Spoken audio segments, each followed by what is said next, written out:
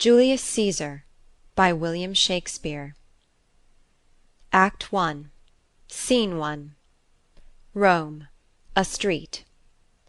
Enter Flavius, Marullus, and certain commoners. Hence! Home, you idle creatures, get you home. Is this a holiday? What? Know you not, being mechanical, you ought not walk upon a labouring day without the sign of your profession? Speak, what trade art thou? Why, sir, a carpenter. Where is thy leather apron and thy rule? What dost thou with thy best apparel on? You, sir, what trade are you? Truly, sir, in respect of a fine workman, I am but, as he would say, a cobbler. But what trade art thou? Answer me directly. A trade, sir, that I hope I may use with a safe conscience, which is indeed, sir, a mender of bad souls. What trade, thou knave, thou naughty knave, what trade? Nay, I beseech you, sir, be not out with me, yet if you be out, sir, I can mend you. What mean'st thou by that? Mend me, thou saucy fellow? Why, sir, cobble you.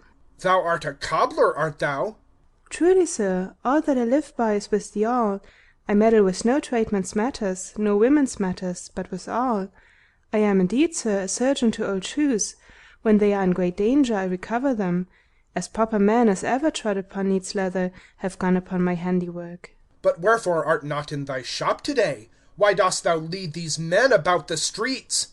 Truly, sir, to wear out their shoes, to get myself into more work. But indeed, sir, we make holiday, to see Caesar and to rejoice in his triumph. Wherefore rejoice? What conquest brings he home? What tributaries follow him to Rome to grace in captive bonds his chariot wheels? You blocks, you stones, you worse than senseless things! Oh, you hard hearts, you cruel men of Rome, knew you not Pompey? Many a time and oft have you climbed up to walls and battlements, to towers and windows, yea, to chimney tops, your infants in your arms, and there have sat the livelong day, with patient expectation to see great Pompey pass the streets of Rome.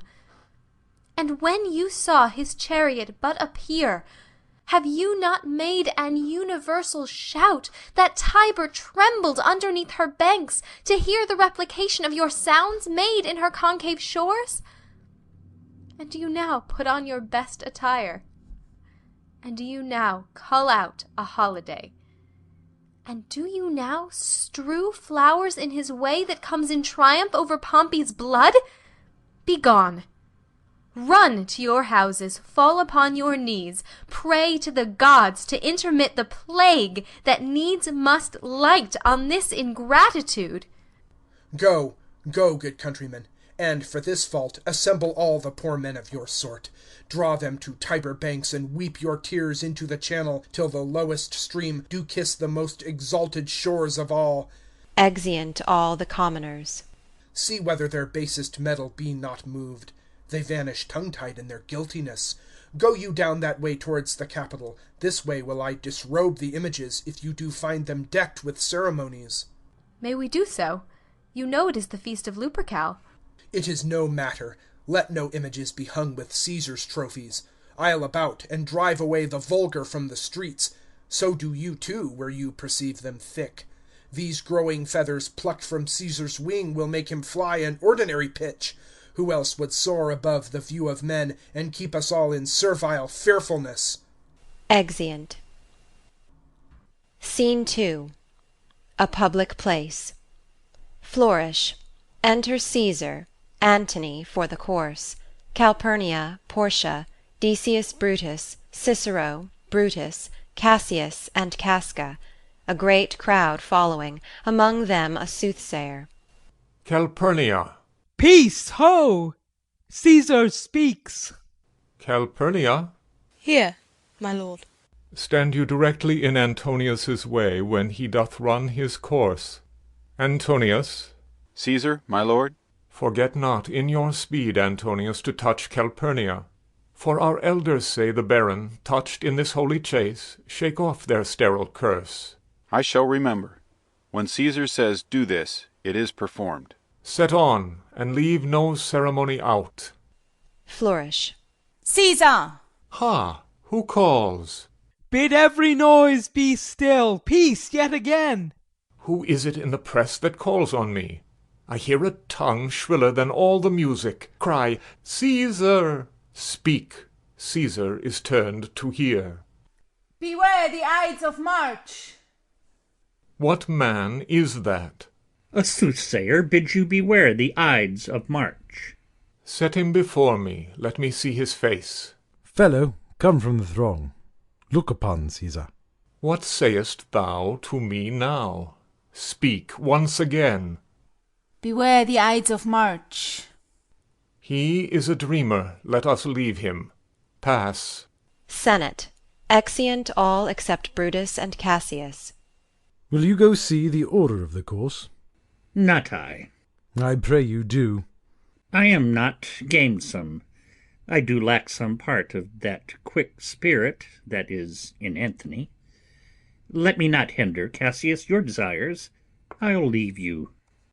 Brutus, I do observe you now of late. I have not from your eyes that gentleness and show of love as I was wont to have. You bear too stubborn and too strange a hand over your friend that loves you. Cassius, be not deceived. If I have veiled my look, I turned the trouble of my countenance merely upon myself.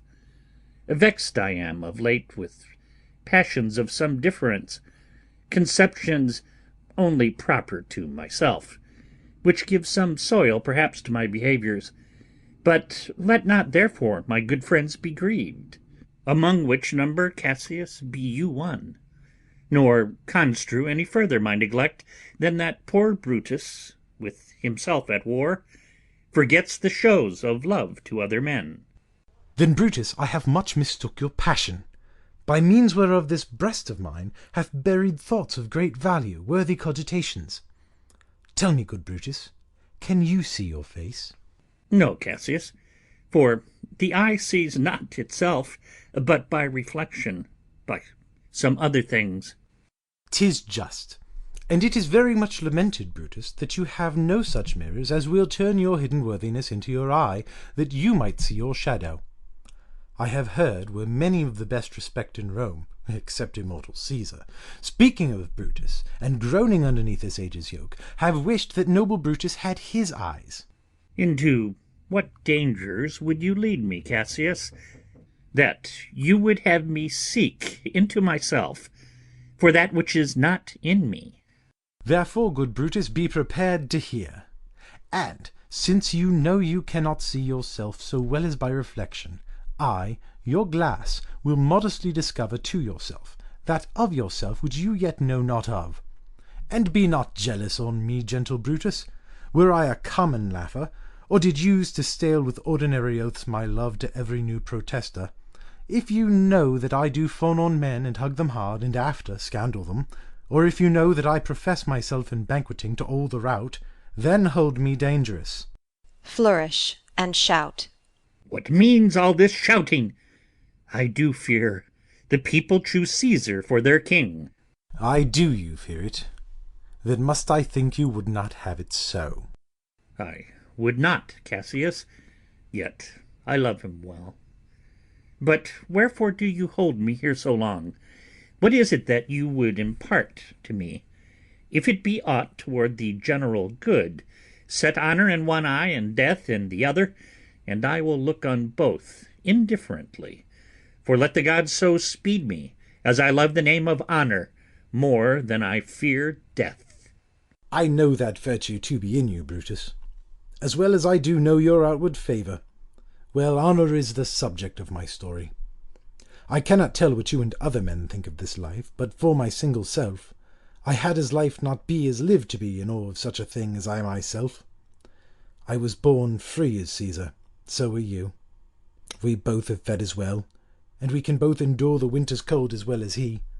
For once, upon a raw and gusty day, the troubled Tiber chafing at her shores, Caesar said to me, Darest thou, Cassius, now leap in with me into this angry flood, and swim to yonder point? Upon the word, accoutred as I was, I plunged in and bade him follow. So indeed he did.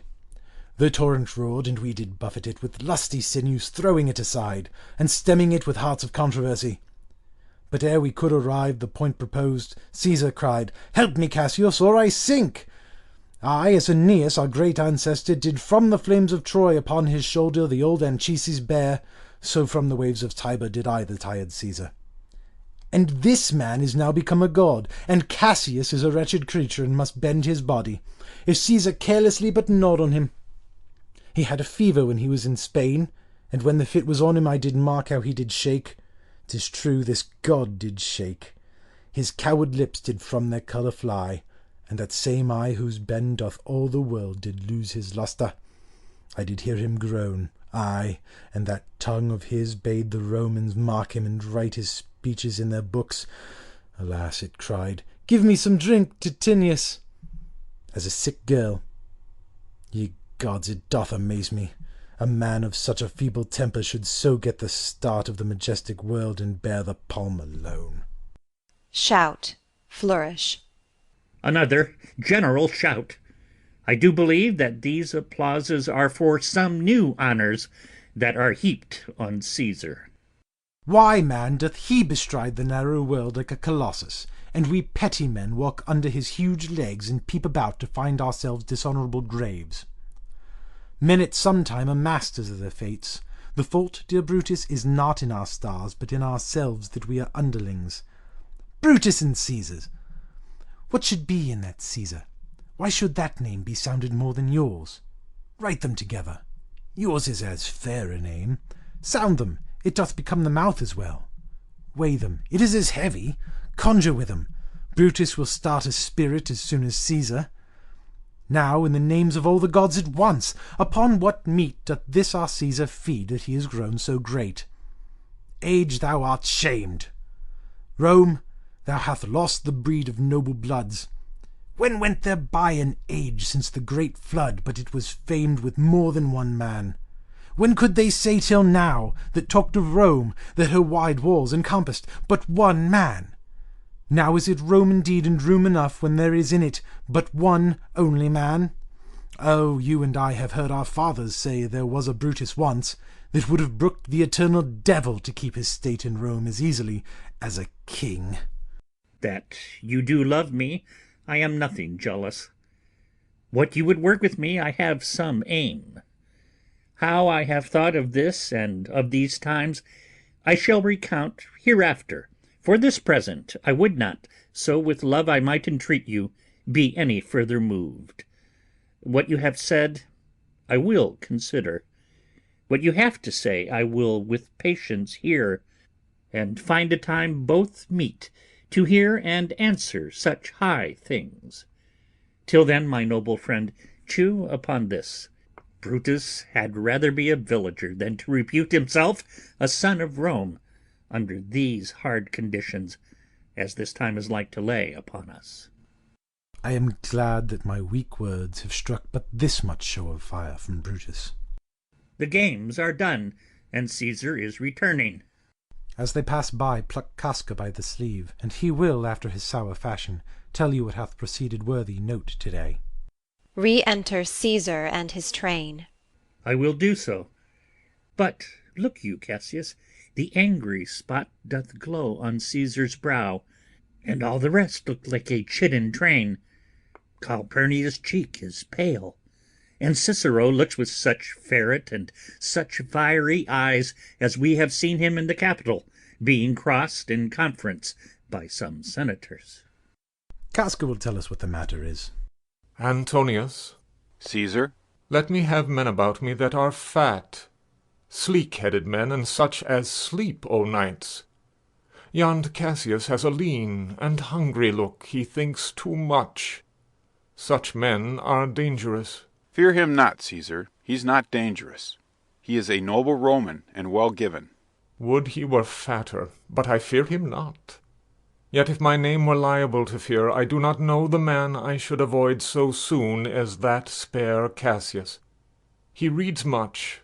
He is a great observer, and he looks quite through the deeds of men. He loves no plays, as thou dost, Antony.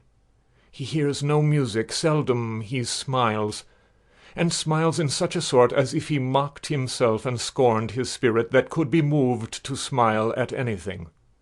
Such men as he be never at heart's ease, whiles they behold a greater than themselves, and therefore are they very dangerous. I rather tell thee what is to be feared than what I fear, for always I am Caesar. Come on my right hand, for this ear is deaf, and tell me truly what thou thinkst of him. Senate. Exeunt Caesar and all his train, but Casca. You pulled me by the cloak. Would you speak with me? Ay, Casca, tell us what hath chanced today, that Caesar looks so sad. Why, you were with him, were you not? I should not then ask Casca what had chanced.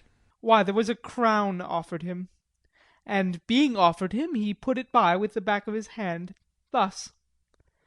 And then the people fell a-shouting. What was the second noise for? Why, for that too. They shouted thrice. What was the last cry for? Why, for that too. Was the crown offered him thrice? Ay, marry, wast, and he put it by thrice, every time gentler than other, and at every putting by mine honest neighbours shouted. Who offered him the crown? Why, Antony. Tell us the manner of it, gentle Casca. I can as well be hanged as tell the manner of it. It was mere foolery, I did not mark it. I saw Mark Antony offer him a crown, yet 'twas not a crown, neither, 'twas one of these coronets. And, as I told you, he put it by once. But, for all that, to my thinking he would fain have had it. Then he offered it to him again, then he put it by again. But, to my thinking, he was very loath to lay his fingers off it. And then he offered it the third time. He put it the third time by. And still as he refused it, the rabblement hooted and clapped their chapped hands, and threw up their sweaty nightcaps, and uttered such a deal of stinking breath because Caesar refused the crown, that it had almost choked Caesar, for he swooned and fell down at it. And for mine own part I durst not laugh, for fear of opening my lips and receiving the bad air. But soft, I pray you, what? Did Caesar swoon? He fell down in the market-place, and foamed at mouth, and was speechless.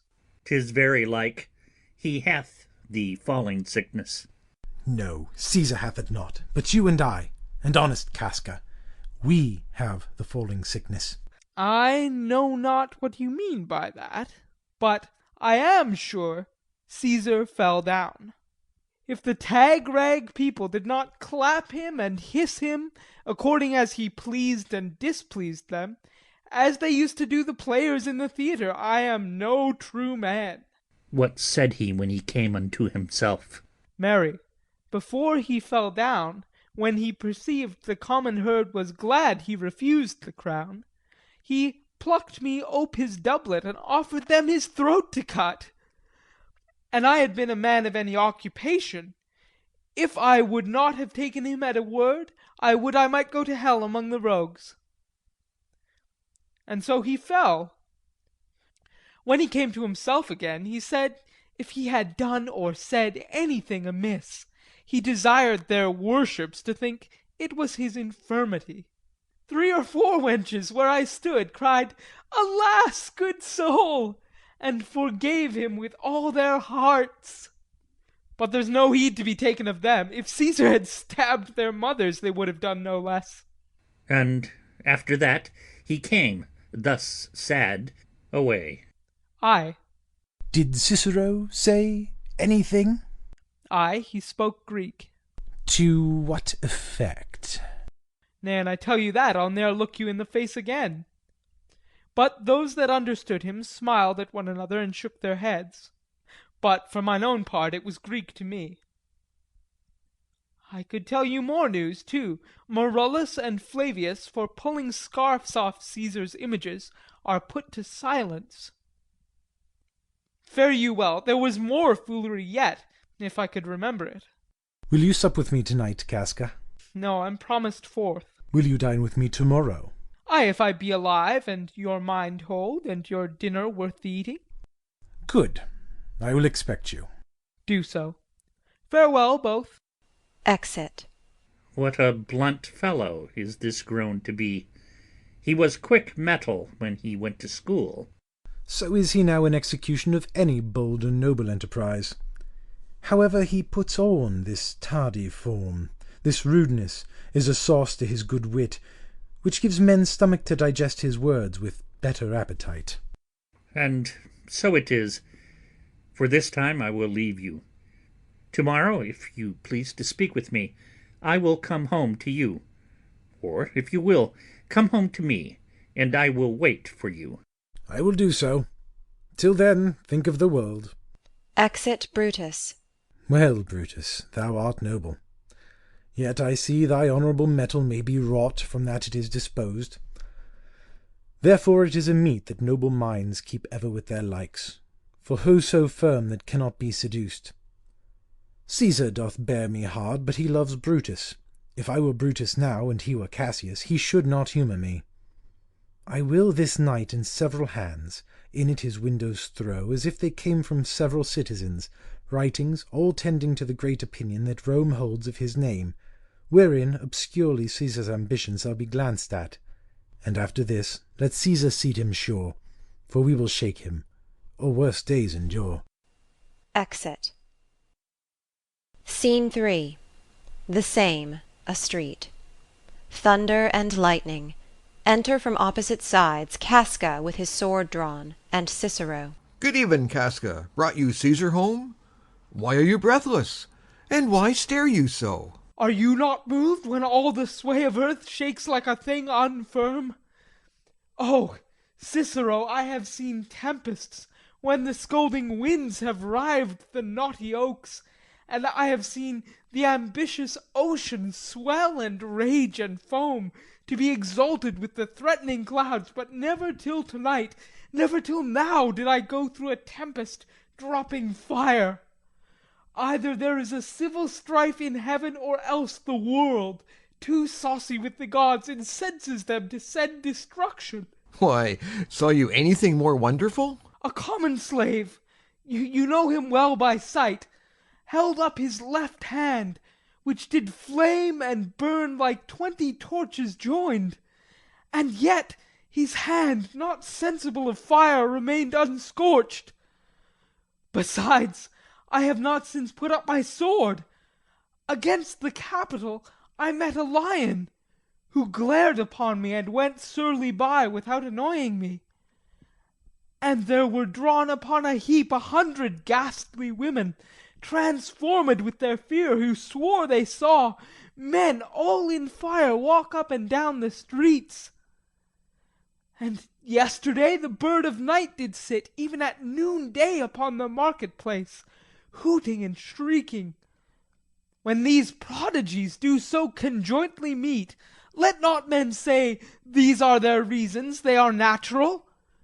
For I believe they are portentous things unto the climate that they point upon. Indeed, it is a strange disposed time. But men may construe things after their fashion, clean from the purpose of the things themselves. Comes Caesar to the Capitol tomorrow? He doth, for he did bid Antonius send word to you he would be there tomorrow. Good night then, Casca. This disturbed sky is not to walk in. Farewell, Cicero. Exit Cicero. Enter Cassius. Who is there? A Roman. Casca, by your voice. Your ear is good. Cassius, what night is this? A very pleasing night to honest men. Who ever knew the heavens menaced so? Those that have known the earth so full of faults. For my part, I have walked about the streets, submitting me unto the perilous night, and, thus unbraced, Casca, as you see, have bared my bosom to the thunderstone. And when the cross-blue lightning seemed to open the breast of heaven, I did present myself, even in the aim and very flash of it. But wherefore did you so much tempt the heavens? It is the part of men to fear and tremble when the most mighty gods by token send such dreadful heralds to astonish us. You are dull, Casca, and those sparks of life that should be in a Roman you do want, or else you use not. You look pale, and gaze, and put on fear, and cast yourself in wonder to see the strange impatience of the heavens. But if you would consider the true cause, why all these fires, why all these gliding ghosts, why birds and beasts from quality and kind, why old men fool and children calculate, why all these things change from their ordinance, their natures and performed faculties, to monstrous quality, why, you shall find that heaven hath infused them with these spirits, to make them instruments of fear and warning unto some monstrous state. Now could I, Casca, name to thee a man, most like this dreadful night, that thunders, lightens, opens graves, and roars, as doth the lion in the Capitol, a man no mightier than thyself or me in personal action, yet prodigious grown and fearful, as these strange eruptions are. 'Tis Caesar that you mean, is it not, Cassius? Let it be who it is. For Romans now have thews and limbs like to their ancestors. But woe the while, our fathers' minds are dead, and we are governed with our mothers' spirits. Our yoke and sufferance show us womanish. Indeed, they say the senators tomorrow mean to establish Caesar as a king, and he shall wear his crown by sea and land, in every place, save here in Italy. I know where I will wear this dagger then. Cassius from bondage will deliver Cassius. Therein, ye gods, you make the weak most strong. Therein, ye gods, you tyrants do defeat. Nor stony tower, nor walls of beaten brass, nor airless dungeon, nor strong links of iron can be retentive to the strength of spirit. But life, being weary of these worldly bars, never lacks power to dismiss itself. If I know this, know all the world besides. That part of tyranny that I do bear, I can shake off at pleasure. Thunder still. So can I. So every bondman in his own hand bears the power to cancel his captivity. And why should Caesar be a tyrant then? Poor man! I know he would not be a wolf, but that he sees the Romans are but sheep. He were no lion, were not Romans hinds. Those that with haste will make a mighty fire begin it with weak straws. What trash is Rome! What rubbish, and what awful! When it serves for base matter to illuminate so vile a thing as Caesar. But, O grief, where hast thou led me? I perhaps speak this before a willing bondman. Then I know my answer must be made.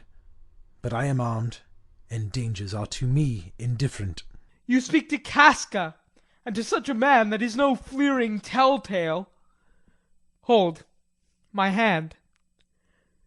Be factious for redress of all these griefs, and I will set this foot of mine as far as who goes farthest. There's a bargain made. Now know you, Casca, I have moved already some certain of the noblest minded Romans to undergo with me an enterprise of honourable dangerous consequence, and I do know by this they stay for me in Pompey's porch. For now, this fearful night, there is no stir or walking in the streets, and the complexion of the element in favours like the work we have in hand, most bloody, fiery, and most terrible. Stand close a while, for here comes one in haste. 'Tis Cinna.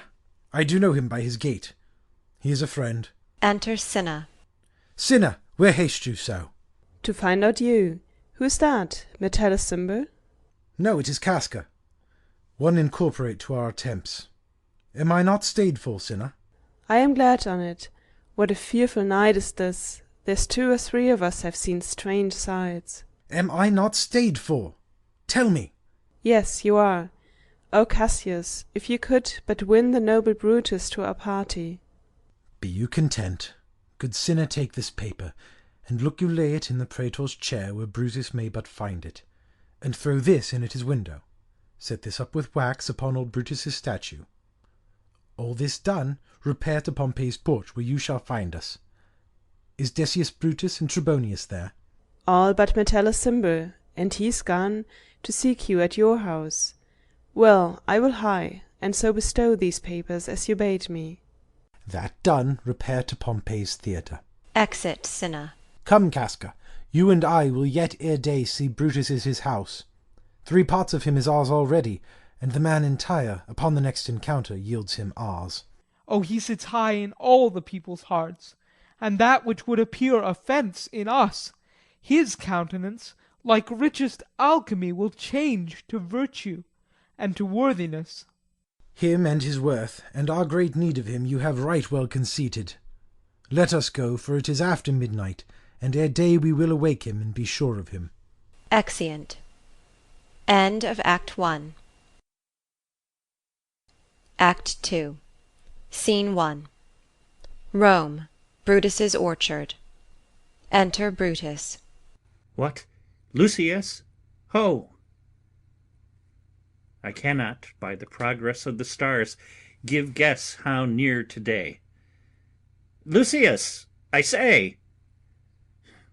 I would it were my fault to sleep so soundly. When, Lucius? When? Awake, I say! What, Lucius? Enter Lucius. Called you, my lord? Get me a taper in my study, Lucius. When it is lighted, come and call me here. I will, my lord. Exit. It must be by his death. And for my part, I know no personal cause to spurn at him, but for the general. He would be crowned. How that might change his nature, there's the question. It is the bright day that brings forth the adder, and that craves wary walking. Crown him, that, and then I grant we put a sting in him, that at his will he may do danger with.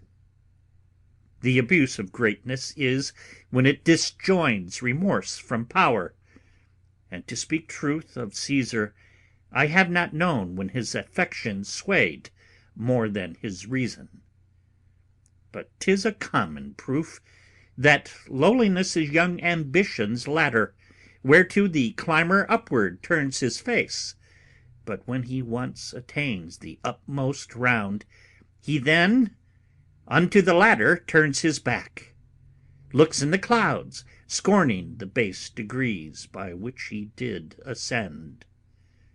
So Caesar may. Then, lest he may prevent, and since the quarrel will bear no colour for the thing he is, fashion it thus, that what he is, augmented, would run to these and these extremities, and therefore think him as a serpent's egg, which, hatched, would, as his kind, grow mischievous, and kill him in the shell. Re-enter Lucius. The taper burneth in your closet, sir. Searching the window for a flint, I found this paper, thus sealed up, and I am sure it did not lie there when I went to bed. Gives him the letter. Get you to bed again. It is not day. Is not tomorrow, boy, the Ides of March? I know not, sir. Look in the calendar, and bring me word. I will, sir. Exit. The exhalations whizzing in the air give so much light that I may read by them. Opens the letter and reads. Brutus, thou sleep'st. Awake and see thyself. Shall Rome, etc. Speak, strike, redress. Brutus, thou sleep'st. Awake. Such instigations have been often dropped where I have took them up. Shall Rome, etc. Thus I must piece it out. Shall Rome stand under one man's awe? What? Rome? My ancestors did from the streets of Rome the Tarquin drive, when he was called a king. Speak, strike, redress. Am I entreated to speak and strike? O Rome, I make thee promise, if the redress will follow, thou receivest thy full petition at the hand of Brutus. Re-enter Lucius. Sir, March has wasted 14 days. Knocking within. 'Tis good. Go to the gate. Somebody knocks. Exit Lucius. Since Cassius first did whet me against Caesar, I have not slept. Between the acting of a dreadful thing and the first motion, all the interim is like a phantasma or a hideous dream. The genius and the mortal instruments are then in council, and the state of man, like to a little kingdom, suffers then the nature of an insurrection. Re-enter Lucius. Sir, 'tis your brother Cassius at the door, who doth desire to see you. Is he alone? No, sir, there are more with him. Do you know them? No, sir, their hats are plucked about their ears, and half their faces buried in their cloaks, that by no means I may discover them by any mark of favour. Let him enter. Exit Lucius. They are the faction. O conspiracy, shamest thou to show thy dangerous brow by night, when evils are most free? O then by day, where wilt thou find a cavern dark enough to mask thy monstrous visage? Seek none conspiracy. Hide it in smiles and affability. For if thou path thy native semblance on, not Erebus itself were dim enough to hide thee from prevention. Enter the conspirators, Cassius, Casca, Decius Brutus, Cinna, Metellus Cimber, and Trebonius. I think we are too bold upon your rest. Good morrow, Brutus, do we trouble you?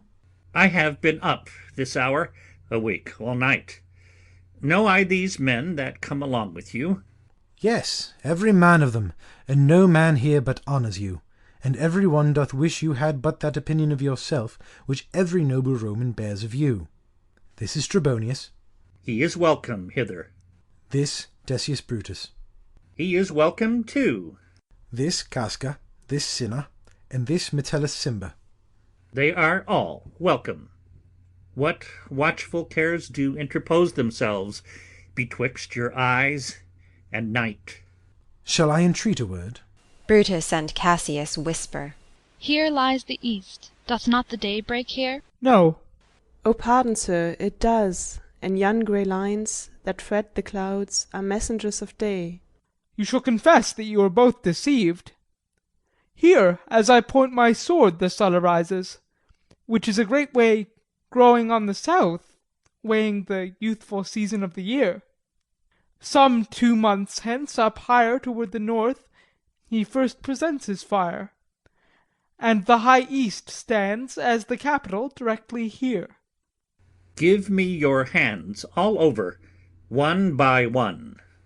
And let us swear our resolution. No, not an oath. If not the face of men, the sufferance of our souls, the time's abuse, if these be motives weak, break off betimes, and every man hence to his idle bed. So let high-sighted tyranny range on, till each man drop by lottery.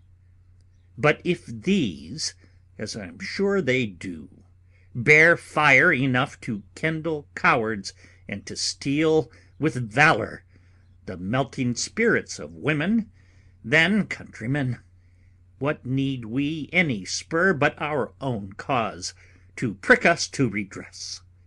What other bond than secret Romans that have spoken the word and will not palter? And what other oath than honesty to honesty engaged, that this shall be, or we will fall for it? Swear priests and cowards and men cautelous, old feeble carrions, and such suffering souls that welcome wrongs. Unto bad causes swear such creatures as men doubt, but do not stain the even virtue of our enterprise, nor the insuppressive metal of our spirits. To think that of our cause or our performance did need an oath, when every drop of blood that every Roman bears, and nobly bears, is guilty of a several bastardy, if he do break the smallest particle of any promise that hath passed from him. But what of Cicero? Shall we sound him? I think he will stand very strong with us. Let us not leave him out. No, by no means. Oh, let us have him, for his silver hairs will purchase us a good opinion, and by men's voices to command our deeds. It shall be said, by his judgment ruled our hands. Our youths and wildness shall no whit appear, but all be buried in his gravity. Oh, name him not. Let us not break with him, for he will never follow anything that other men begin. Then leave him out. Indeed, he is not fit. Shall no man else be touched but only Caesar? Decius, well urged. I think it is not meet Mark Antony, so well beloved of Caesar, should outlive Caesar. We shall find of him a shrewd contriver, and you know his means, if he improve them, may well stretch so far as to annoy us all. Which to prevent, let Antony and Caesar fall together. Our course will seem too bloody, Caius Cassius, to cut the head off and then hack the limbs, like wrath in death and envy afterwards. For Antony is but a limb of Caesar. Let us be sacrificers, but not butchers, Caius. We all stand up against the spirit of Caesar, and in the spirit of men there is no blood. Oh, that we then could come by Caesar's spirit, and not dismember Caesar. But, alas, Caesar must bleed for it. And, gentle friends, let's kill him boldly, but not wrathfully. Let's carve him as a dish fit for the gods, not hew him as a carcass fit for hounds. And let our hearts, as subtle masters do, stir up their servants to an act of rage, and after seem to chide 'em. This shall make our purpose necessary and not envious, which so appearing to the common eyes, we shall be called purgers, not murderers. And for Mark Antony, think not of him, for he can do no more than Caesar's arm when Caesar's head is off. Yet I fear him, for in the engrafted love he bears to Caesar. Alas, good Caius, do not think of him. If he loves Caesar, all that he can do is to himself. Take thought and die for Caesar. And that were much he should, for he is given to sports, to wildness, and much company. There is no fear in him.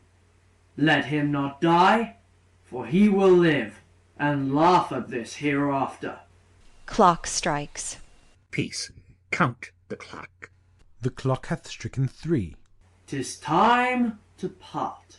But it is doubtful yet whether Caesar will come forth today or no, for he is superstitious grown of late, quite from the main opinion he held once of fantasy, of dreams and ceremonies. It may be these apparent prodigies, the unaccustomed terror of this night, and the persuasion of his augurers may hold him from the Capitol today. Never fear that. If he be so resolved, I cannot sway him, for he loves to hear that unicorns may be betrayed with trees, and bears with glasses, elephants with holes, lions with toils, and men with flatterers. But when I tell him he hates flatterers, he says he does, being then most flattered. Let me work, for I can give his humour the true bent, and I will bring him to the Capitol. Nay, we will all of us be there to fetch him.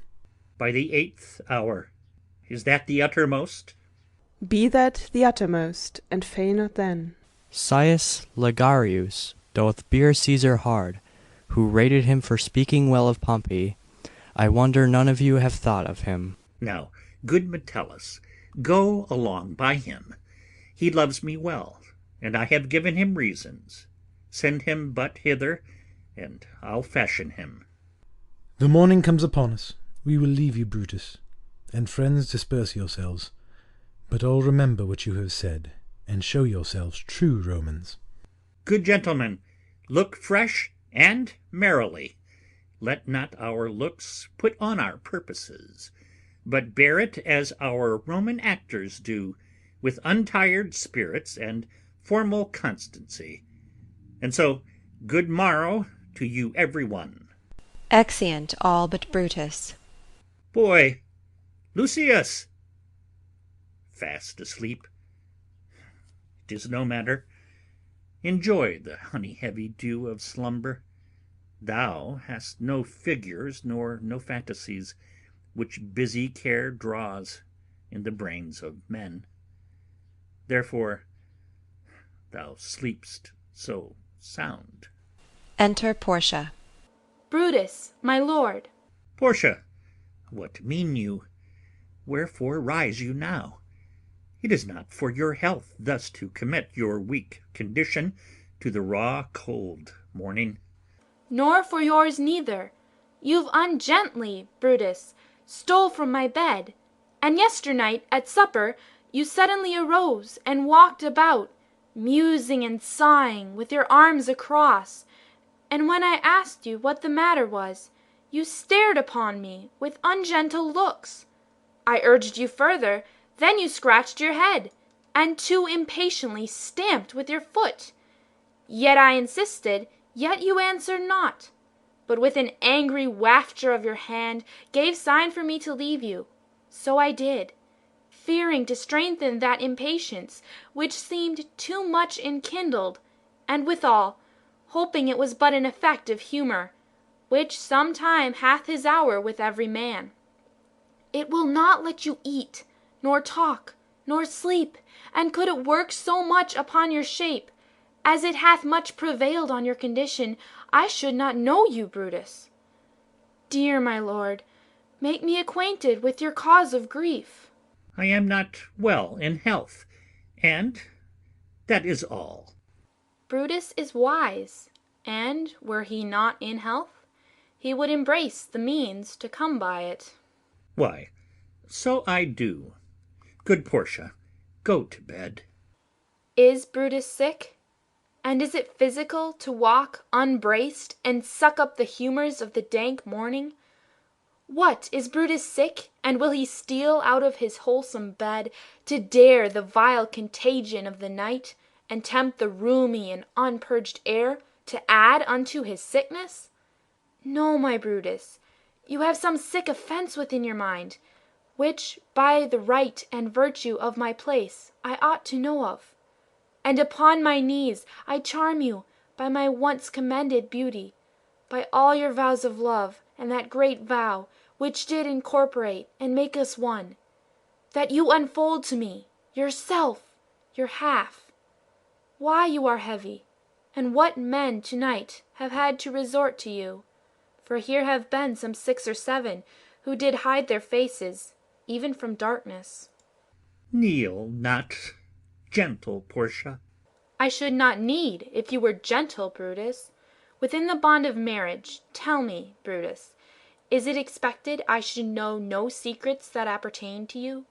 Am I yourself but, as it were, in sort or limitation, to keep with you at meals, comfort your bed, and talk to you sometimes? Dwell I but in the suburbs of your good pleasure? If it be no more, Portia is Brutus's harlot, not his wife. You are my true and honourable wife, as dear to me as are the ruddy drops that visit my sad heart. If this were true, then should I know this secret.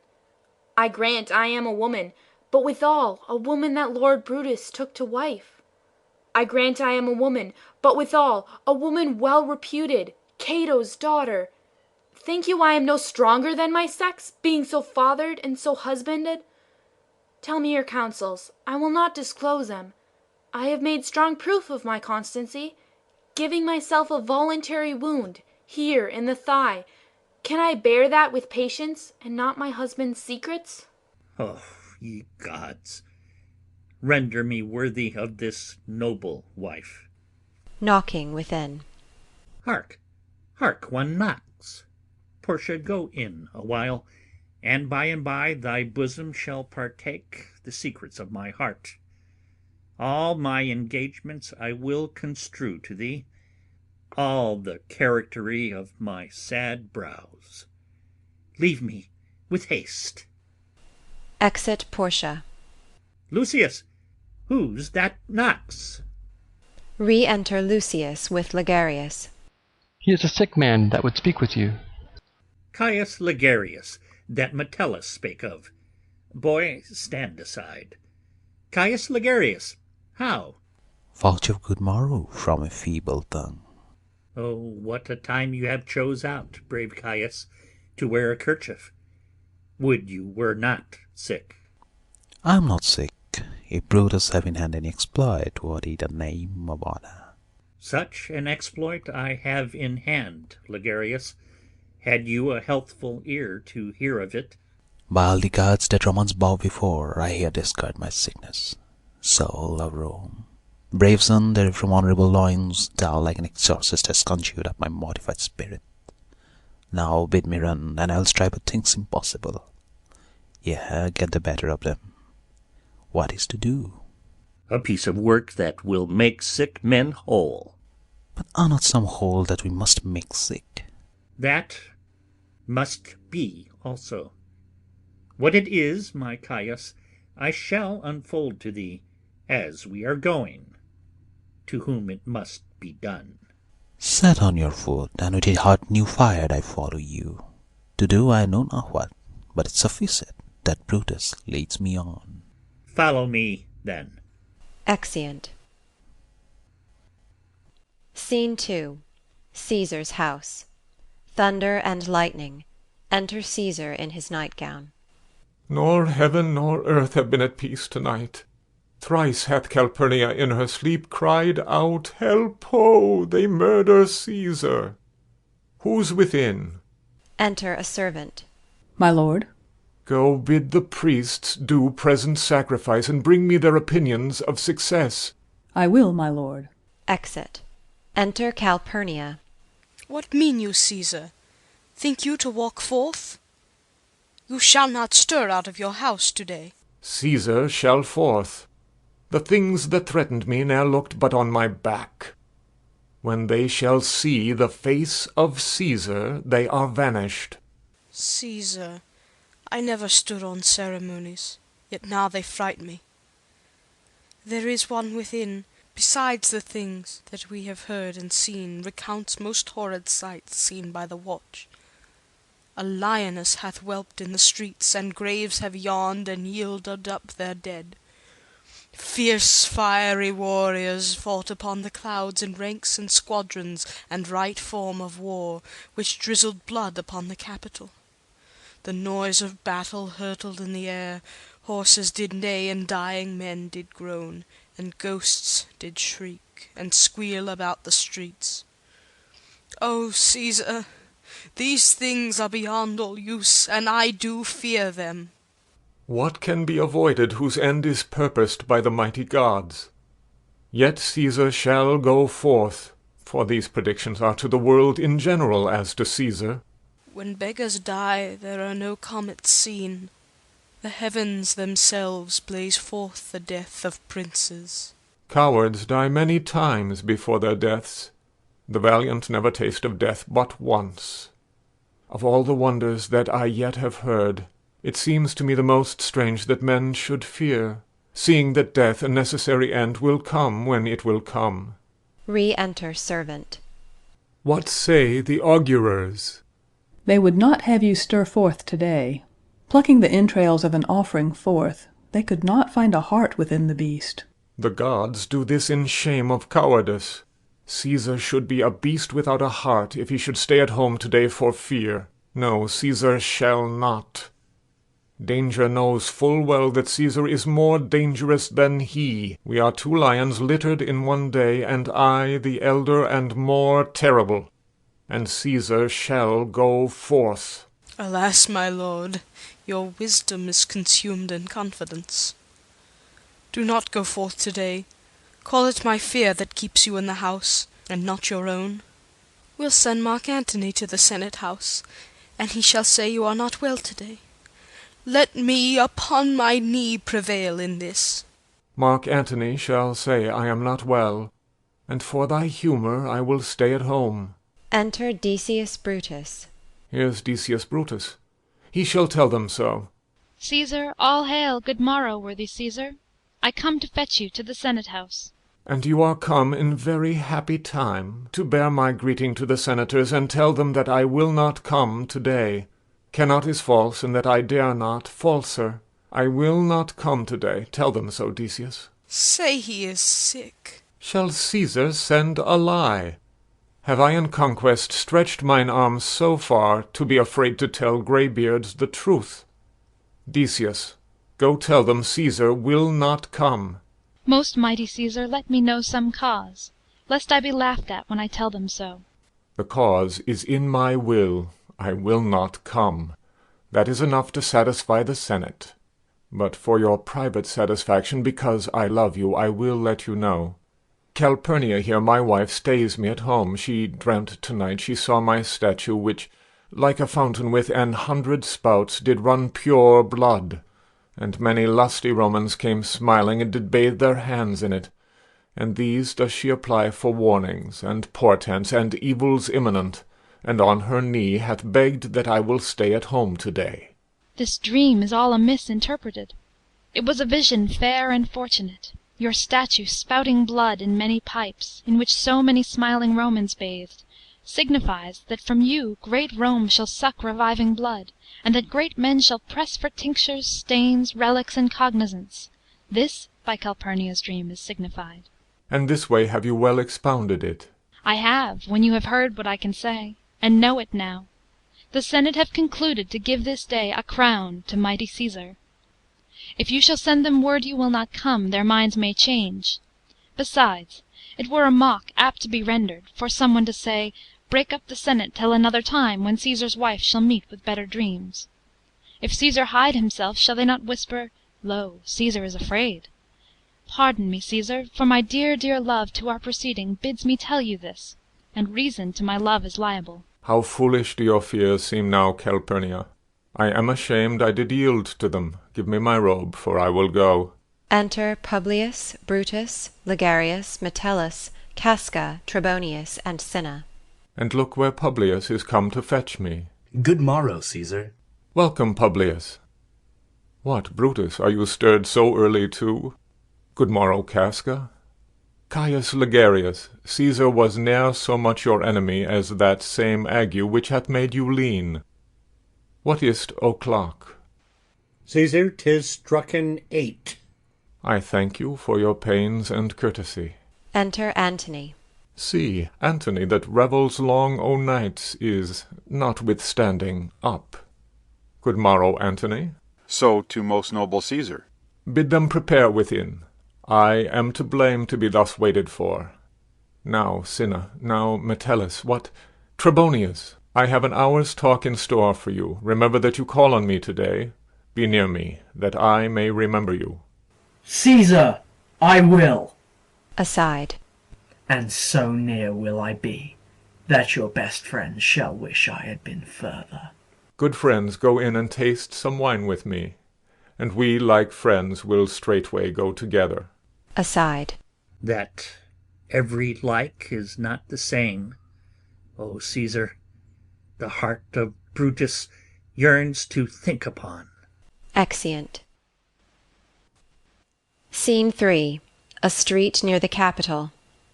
Enter Artemidorus, reading a paper. Caesar, beware of Brutus. Take heed of Cassius. Come not near Casca. Have an eye to Cinna. Trust not Trebonius. Mark well Metellus, Cimber. Decius Brutus loves thee not. Thou hast wronged Caius Ligarius. There is but one mind in all these men, and it is bent against Caesar. If thou beest not immortal, look about you. Security gives way to conspiracy. The mighty gods defend thee. Thy lover, Artemidorus. Here will I stand till Caesar pass along, and as a suitor will I give him this. My heart laments that virtue cannot live out of the teeth of emulation. If thou read this, O Caesar, thou mayst live. If not, the fates with traitors do contrive. Exit. Scene 4. Another part of the same street, before the house of Brutus. Enter Portia and Lucius. I prithee, boy, run to the Senate house. Stay not to answer me, but get thee gone. Why dost thou stay? To know my errand, madam. I would have had thee there and here again, ere I can tell thee what thou shouldst do there. O Constancy, be strong upon my side. Set a huge mountain 'tween my heart and tongue. I have a man's mind, but a woman's might. How hard it is for woman to keep counsel. Art thou here yet? Madam, what should I do? Run to the capital and nothing else? And so return to you and nothing else? Yes, bring me word, boy, if thy lord look well, for he went sickly forth. And take good note what Caesar doth, what suitors press to him. Hark, boy, what noise is that? I hear none, madam. Prithee, listen well.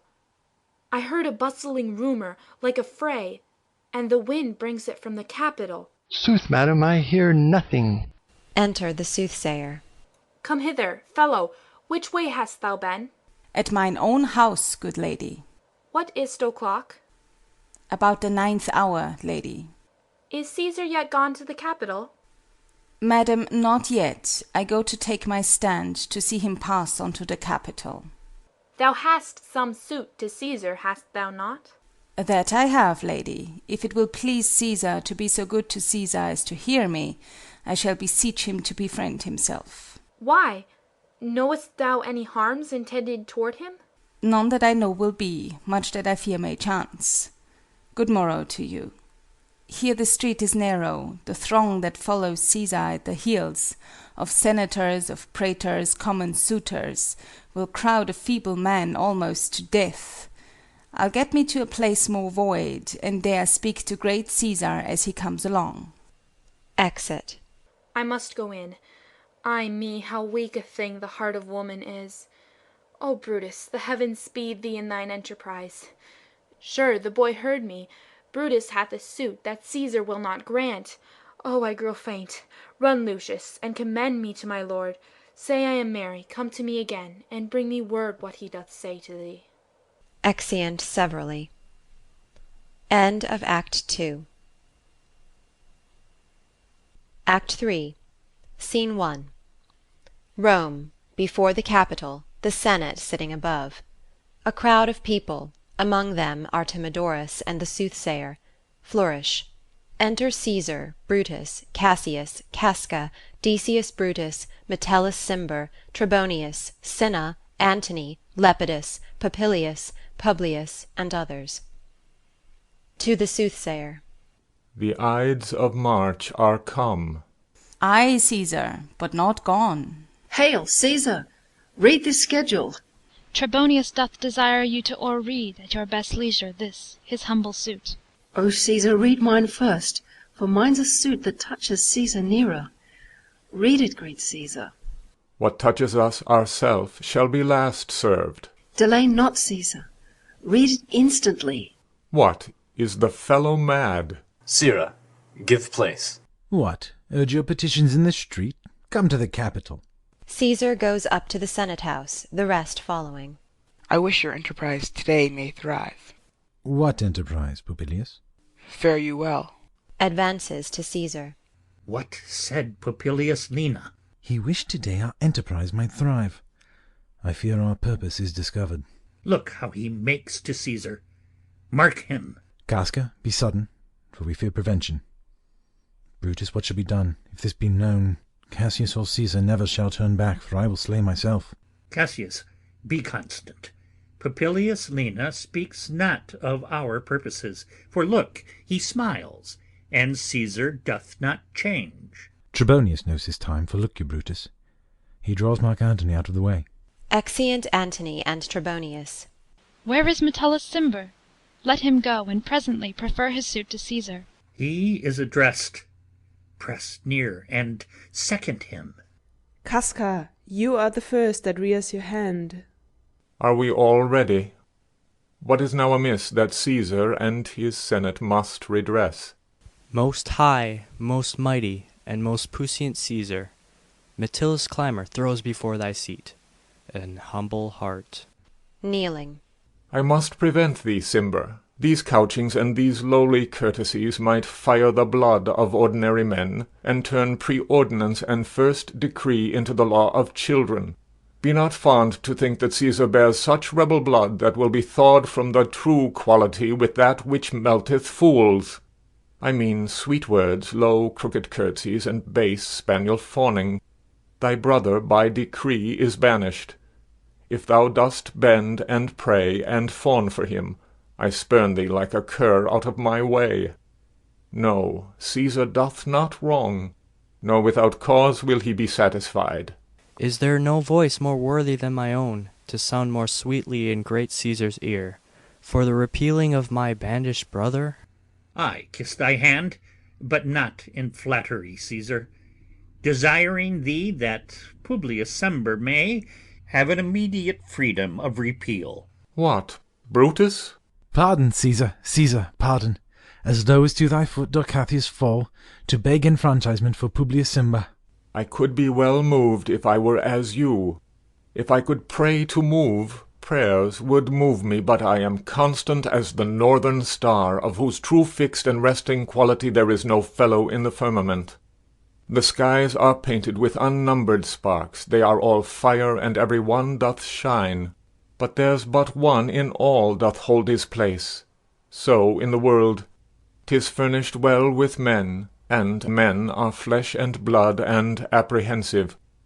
Yet in the number I do know but one that unassailable holds on his rank unshaked of motion, and that I am he. Let me a little show it even in this, that I was constant Cimber should be banished, and constant do remain to keep him so. O Caesar! Hence, wilt thou lift up Olympus? Great Caesar! Doth not Brutus bootless kneel? Speak hands for me! Casca first, then the other conspirators, and Brutus stab Caesar. Et tu, Brute. Then fall, Caesar. Dies. Liberty, freedom, tyranny is dead. Run hence, proclaim, cry it about the streets. Some to the common pulpits, and cry out liberty, freedom, and enfranchisement. People and senators, be not affrighted. Fly not. Stand stiff. Ambition's debt is paid. Go to the pulpit, Brutus. And Cassius too. Where's Publius? Here, quite confounded with this mutiny. Stand fast together, lest some friend of Caesar's should chance. Talk not of standing. Publius, good cheer. There is no harm intended to your person, nor to no Roman else. So tell them, Publius. And leave us, Publius, lest that the people rushing on us should do your age some mischief. Do so, and let no man abide this deed, but we, the doers. Re-enter Trebonius. Where is Antony? Fled to his house amazed. Men, wives, and children stare, cry out and run, as it were doomsday. Fates, we will know your pleasures. That we shall die we know. 'Tis but the time, and drawing days out, that men stand upon. Why, he that cuts off 20 years of life cuts off so many years of fearing death. Grant that, and then is death a benefit. So are we Caesar's friends, that have abridged his time of fearing death. Stoop, Romans, stoop, and let us bathe our hands in Caesar's blood, up to the elbows, and besmear our swords. Then walk we forth even to the marketplace, and waving our red weapons o'er our heads, let's all cry, Peace, freedom, and liberty. Stoop then and wash. How many ages hence shall this our lofty scene be acted over in states unborn and accents yet unknown? How many times shall Caesar bleed in sport, that now on Pompey's basis lies along, no worthier than the dust? So oft as that shall be, so often shall the not of us be called the men that gave their country liberty. What, shall we forth? Ay, every man away. Brutus shall lead, and we will grace his heels with the most boldest and best hearts of Rome. Enter a servant. Soft, who comes here? A friend of Antony's. Thus, Brutus, did my master bid me kneel. Thus did Mark Antony bid me fall down. And being prostrate, thus he bade me say, Brutus is noble, wise, valiant, and honest. Caesar was mighty, bold, royal, and loving. Say, I love Brutus, and I honor him. Say, I feared Caesar, honored him, and loved him. If Brutus will vouchsafe that Antony may safely come to him, and be resolved how Caesar hath deserved to lie in death, Mark Antony shall not love Caesar dead so well as Brutus living, but will follow the fortunes and affairs of noble Brutus through the hazards of this untrod state with all true faith. So says my master Antony. Thy master is a wise and valiant Roman. I never thought him worse. Tell him, so please him come unto this place, he shall be satisfied, and by my honour depart untouched. I'll fetch him presently. Exit. I know that we shall have him well to friend. I wish we may, but yet I have a mind that fears him much, and my misgivings still fall shrewdly to the purpose. Ah, but here comes Antony. Re-enter Antony. Welcome, Mark Antony. O mighty Caesar, dost thou lie so low? Are all thy conquests, glories, triumphs, spoils, shrunk to this little measure? Fare thee well. I know not, gentlemen, what you intend. Who else must be let blood? Who else is rank? If I myself, there is no hour so fit as Caesar's death hour, nor no instrument of half that worth as those your swords, made rich with the most noble blood of all this world. I do beseech ye, if you bear me hard, now, whilst your purpled hands do reek and smoke, fulfil your pleasure. Live 1,000 years, I shall not find myself so apt to die. No place will please me so, no mean of death, as here by Caesar, and by you cut off, the choice and master spirits of this age. Oh, Antony, beg not your death of us, though now we must appear bloody and cruel, as, by our hands and this our present act, you see we do. Yet see you but our hands, and this the bleeding business they have done. Our hearts you see not. They are pitiful, and pity to the general wrong of Rome. As fire drives out fire, so pity hath done this deed on Caesar. For your part, to you our swords have leaden points, Mark Antony, our arms in strength of malice, and our hearts of brothers' temper, do receive you in with all kind love, good thoughts, and reverence. Your voice shall be as strong as any man's in the disposing of new dignities.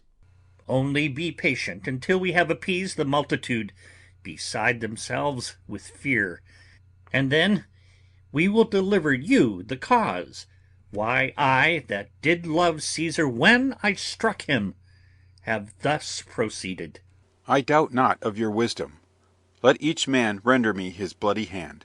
First, Marcus Brutus, will I shake with you. Next, Caius Cassius, do I take your hand. Now, Decius Brutus, yours. Now yours, Metellus. Yours, Cinna. And my valiant Casca, yours. Though last, not last in love, yours, good Tribonius. Gentlemen all, alas, what shall I say? My credit now stands on such slippery ground that one of two bad ways you must conceit me, either a coward or a flatterer. That I did love thee, Caesar, oh, 'tis true. If then thy spirit look upon us now, shall it not grieve thee dearer than thy death, to see thy Antony making his peace, shaking the bloody fingers of thy foes, most noble in the presence of thy corse? Had I as many eyes as thou hast wounds, weeping as fast as they stream forth thy blood, it would become me better than to close in terms of friendship with thine enemies. Pardon me, Julius. Here wast thou bade, brave heart, here didst thou fall, and here thy hunters stand, signed in thy spoil, and crimsoned in thy Lethe. O world, thou wast the forest to this heart, and this indeed, O world, the heart of thee. How like a deer, strucken by many princes, dost thou here lie. Mark Antony. Pardon me, Caius Cassius. The enemies of Caesar shall say this. Then in a friend it is cold modesty. I blame you not for praising Caesar so. But what compact mean you to have with us? Will you be pricked in number of our friends? Or shall we on, and not depend on you? Therefore I took your hands, but was, indeed, swayed from the point by looking down on Caesar. Friends am I with you all, and love you all, upon this hope, that you shall give me reasons why and wherein Caesar was dangerous. Or else this was a savage spectacle. Our reasons are so full of good regard, that were you, Antony, the son of Caesar, you should be satisfied. That's all I seek, and am moreover suitor that I may produce his body to the marketplace, and in the pulpit, as becomes a friend, speak in the order of his funeral. You shall, Mark Antony. Brutus, a word with you. Aside to Brutus. You know not what you do. Do not consent that Antony speak in his funeral. Know you how much the people may be moved by that which he will utter? By your pardon, I will myself into the pulpit first, and show the reason of our Caesar's death. What Antony shall speak, I will protest he speaks by leave and by permission, and that we are contented Caesar shall have all true rights and lawful ceremonies. It shall advantage more than do us wrong. I know not what may fall. I like it not. Mark Antony, here, take you Caesar's body. You shall not in your funeral speech blame us, but speak all good you can devise of Caesar, and say you do it by our permission, else shall you not have any hand at all about his funeral, and you shall speak in the same pulpit whereto I am going, after my speech is ended. Be it so. I do desire no more. Prepare the body then, and follow us. Exeunt all but Antony. O pardon me, thou bleeding piece of earth, that I am meek and gentle with these butchers. Thou art the ruins of the noblest man that ever lived in the tide of times. Woe to the hand that shed this costly blood. Over thy wounds now I do prophesy, which, like dumb mouths, do ope their ruby lips, to beg the voice and utterance of my tongue. A curse shall light upon the limbs of men. Domestic fury and fierce civil strife shall cumber all the parts of Italy. Blood and destruction shall be so in use, and dreadful objects so familiar, that mothers shall but smile when they behold their infants quartered with the hands of war. All pity choked with custom of fell deeds, and Caesar's spirit, ranging for revenge, with Atti by his side, come hot from hell, shall in these confines with a monarch's voice cry havoc, and let slip the dogs of war. That this foul deed shall smell above the earth, with carrion men groaning for burial. Enter a servant. You serve Octavius Caesar, do you not? I do, Mark Antony. Caesar did right for him to come to Rome. He did receive his letters, and is coming, and bid me say to you by word of mouth, O Caesar! Seeing the body. Thy heart is big, get thee apart and weep. Passion, I see, is catching. For mine eyes, seeing those beads of sorrow stand in thine, begin to water. Is thy master coming? He lies tonight within 7 leagues of Rome. Post back with speed, and tell him what hath chanced. Here is a mourning Rome, a dangerous Rome, no Rome of safety for Octavius yet. Hie hence, and tell him so. Yet stay a while. Thou shalt not back till I have borne this course into the marketplace. There shall I try in my oration how the people take the cruel issue of these bloody men. According to the which, thou shalt discourse to young Octavius of the state of things. Lend me your hand. Exeunt with Caesar's body. Scene 2. The Forum. Enter Brutus and Cassius and a throng of citizens. We will be satisfied. Let us be satisfied. Then follow me, and give me audience, friends. Cassius, go you into the other street, and part the numbers. Those that will hear me speak, let 'em stay here. Those that will follow Cassius, go with him, and public reasons shall be rendered of Caesar's death. I will hear Brutus speak. I will hear Cassius, and compare their reasons, when severally we hear them rendered. Exit Cassius with some of the citizens. Brutus goes into the pulpit. The noble Brutus is ascended. Silence. Be patient till the last.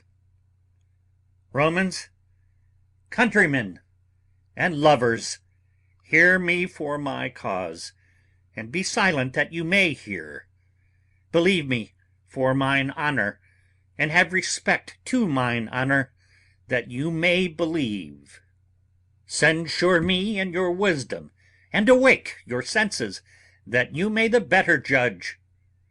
If there be any in this assembly, any dear friend of Caesar's, to him I say that Brutus's love to Caesar was no less than his. If then that friend demand why Brutus rose against Caesar, this is my answer. Not that I loved Caesar less, but that I loved Rome more. Had you rather Caesar were living and die all slaves, than that Caesar were dead, to live all free men? As Caesar loved me, I weep for him. As he was fortunate, I rejoice at it.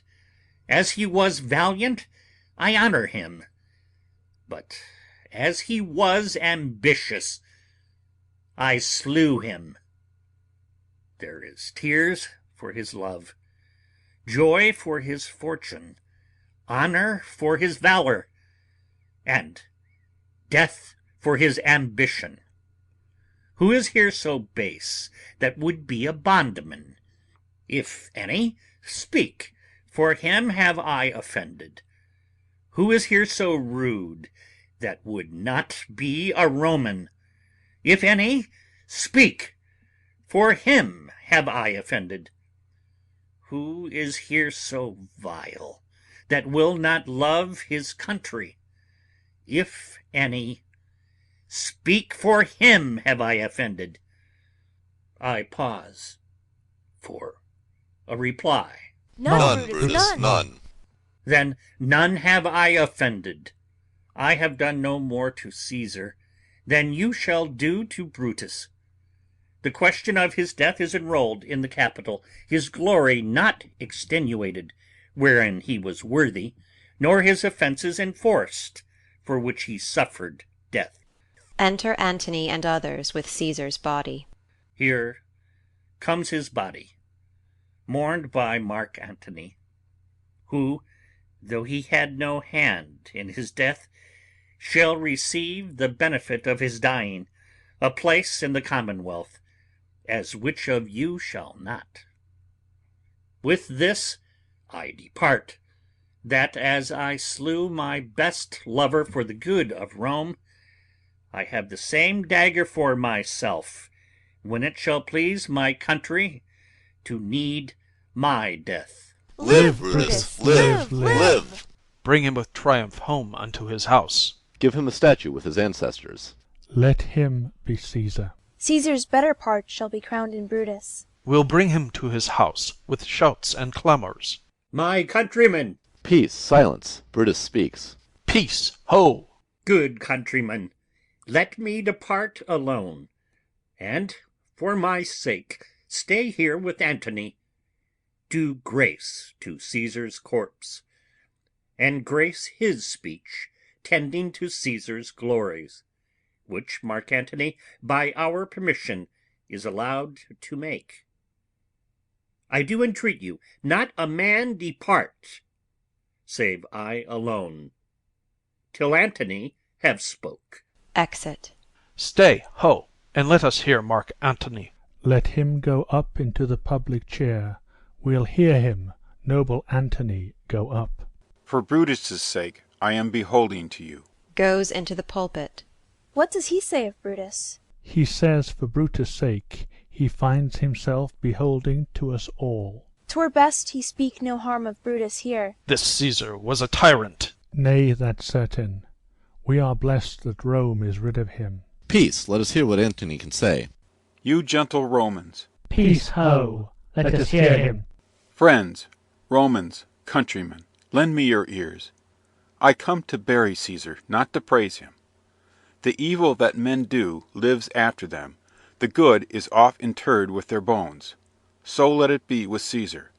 The noble Brutus hath told you Caesar was ambitious. If it were so, it was a grievous fault, and grievously hath Caesar answered it. Here, under leave of Brutus and the rest, for Brutus is an honourable man, so are they all honourable men, come I to speak in Caesar's funeral.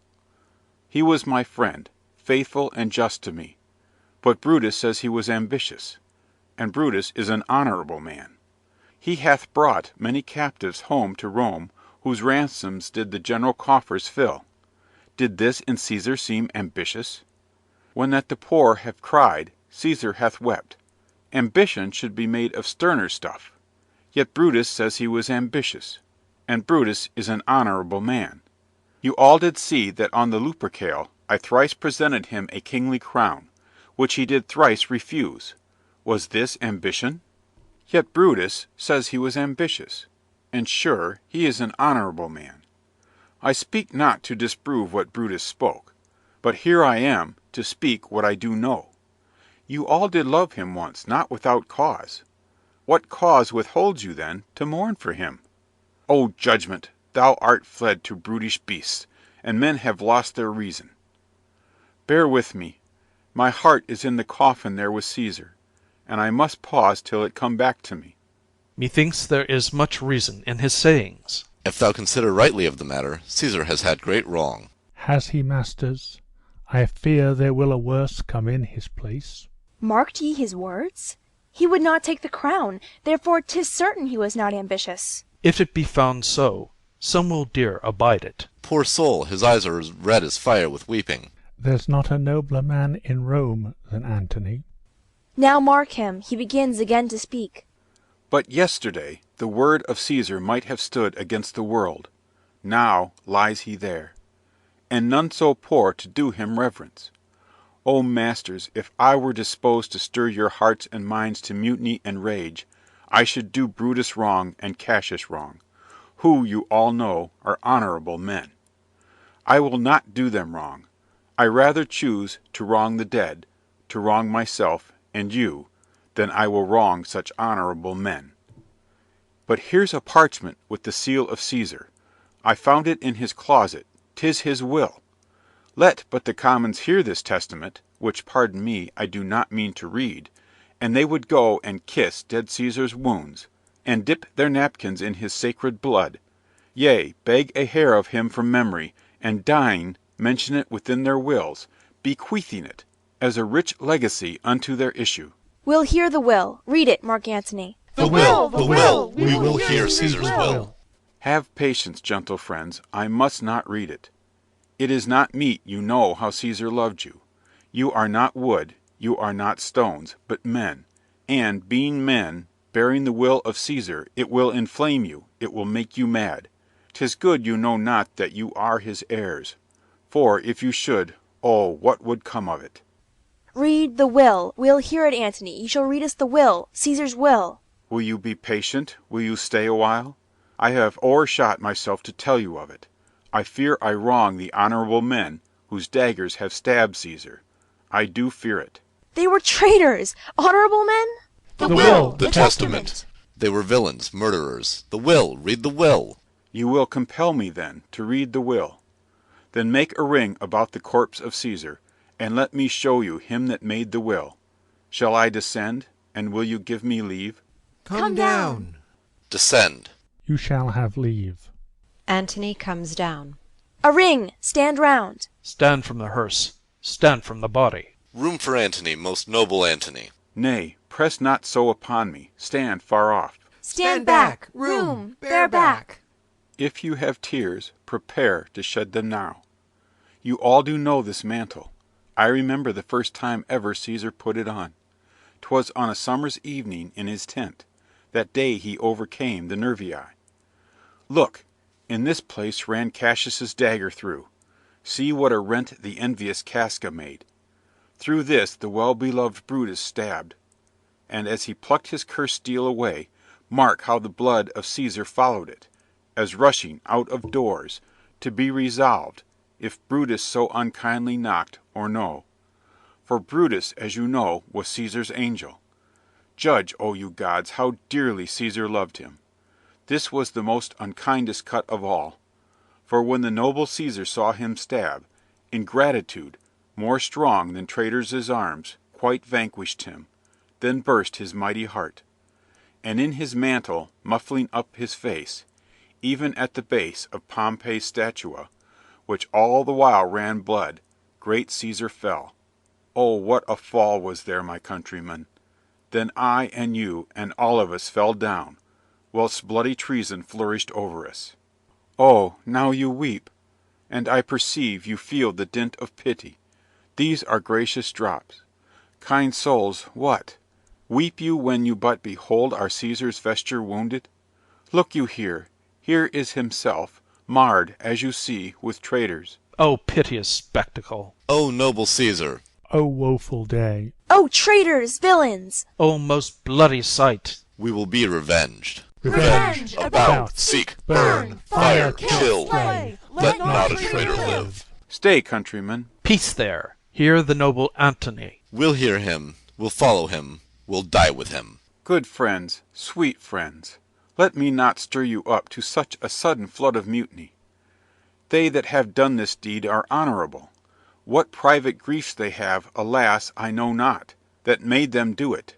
They are wise and honourable, and will, no doubt, with reasons answer you. I come not, friends, to steal away your hearts. I am no orator, as Brutus is. But, as you know me all, a plain, blunt man, that love my friend, and that they know full well that gave me public leave to speak of him. For I have neither wit, nor words, nor worth, action, nor utterance, nor the power of speech, to stir men's blood. I only speak right on, and I tell you that which you yourselves do know. Show you sweet Caesar's wounds, poor dumb mouths, and bid them speak for me. But were I Brutus, and Brutus Antony, there were an Antony, would ruffle up your spirits, and put a tongue in every wound of Caesar that should move the stones of Rome to rise and mutiny. We'll mutiny. We'll burn the house of Brutus. Away then, come, seek the conspirators. Yet hear me, countrymen, yet hear me speak. Peace ho! Hear Antony, most noble Antony. Why, friends, you go to do you know not what. Wherein hath Caesar thus deserved your loves? Alas, you know not. I must tell you then. You have forgot the will I told you of. Most true. The will. Let's stay and hear the will. Here is the will, and under Caesar's seal. To every Roman citizen he gives, to every several man, 75 drachmas. Most noble Caesar will revenge his death. O royal Caesar! Hear me with patience. Peace ho! Moreover, he hath left you all his walks, his private arbours, and new planted orchards, on this side of Tiber. He hath left them you, and to your heirs for ever, common pleasures to walk abroad and recreate yourselves. Here was a Caesar. When comes such another? Never, never. Come away, away. We'll burn his body in the holy place, and with the brands fire the traitors' houses. Take up the body. Go, fetch fire. Pluck down benches. Pluck down forms, windows, anything. Exeunt citizens with the body. Now let it work. Mischief, thou art afoot. Take thou what course thou wilt. Enter a servant. Ho now, fellow. Sir, Octavius is already come to Rome. Where is he? He and Lepidus are at Caesar's house. And thither will I straight to visit him. He comes upon a wish. Fortune is merry, and in this mood will give us anything. I heard him say Brutus and Cassius are rid like madmen through the gates of Rome. Belike they had some notice of the people, how I had moved them. Bring me to Octavius. Exeunt. Scene 3. A street. Enter Cinna the poet. I dreamt tonight that I did feast with Caesar, and things unlucky charge my fantasy. I have no will to wander forth of doors, yet something leads me forth. Enter citizens. What is your name? Whither are you going? Where do you dwell? Are you a married man or a bachelor? Answer every man directly. Aye, and briefly. Aye, and wisely. Aye, and truly, you were best. What is my name? Whither am I going? Where do I dwell? Am I married or a bachelor? Then to answer every man, directly and briefly, wisely and truly.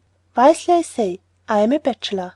That's as much as to say, they are fools that marry. You'll bear me a bang for that, I fear. Proceed directly.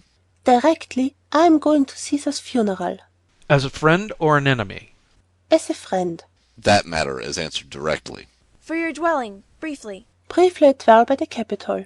Your name, sir, truly. Truly, my name is Cinna. Tear him to pieces. He's a conspirator. I am Cinna the poet. I am Cinna the poet. Tear him for his bad verses. Tear him for his bad verses. I am not Cinna the conspirator. It is no matter. His name's Cinna. Pluck but his name out of his heart and turn him going.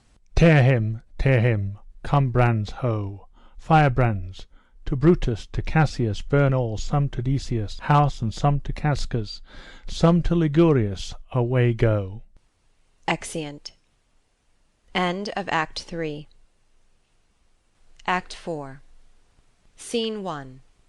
A house in Rome. Antony, Octavius, and Lepidus seated at a table. These many, then, shall die. Their names are pricked. Your brother, too, must die. Consent you, Lepidus? I do consent. Prick him down, Antony. Upon condition Publius shall not live. Who is your sister's son, Mark Antony? He shall not live. Look, with a spot I damn him. But Lepidus, go you to Caesar's house, fetch the will hither, and we shall determine how to cut off some charge in legacies. What, shall I find you here? Or here, or at the Capitol. Exit Lepidus. This is a slight unmeritable man, meet to be sent on errands. Is it fit that the threefold world divided, he should stand one of the three to share it? So you thought him, and took his voice, who should be pricked to die in our black sentence and prescription. Octavius, I have seen more days than you, and though we lay these honours on this man, to ease ourselves of divers slanderous loads, he shall but bear them as the ass bears gold, to groan and sweat under the business, either led or driven, as we point the way.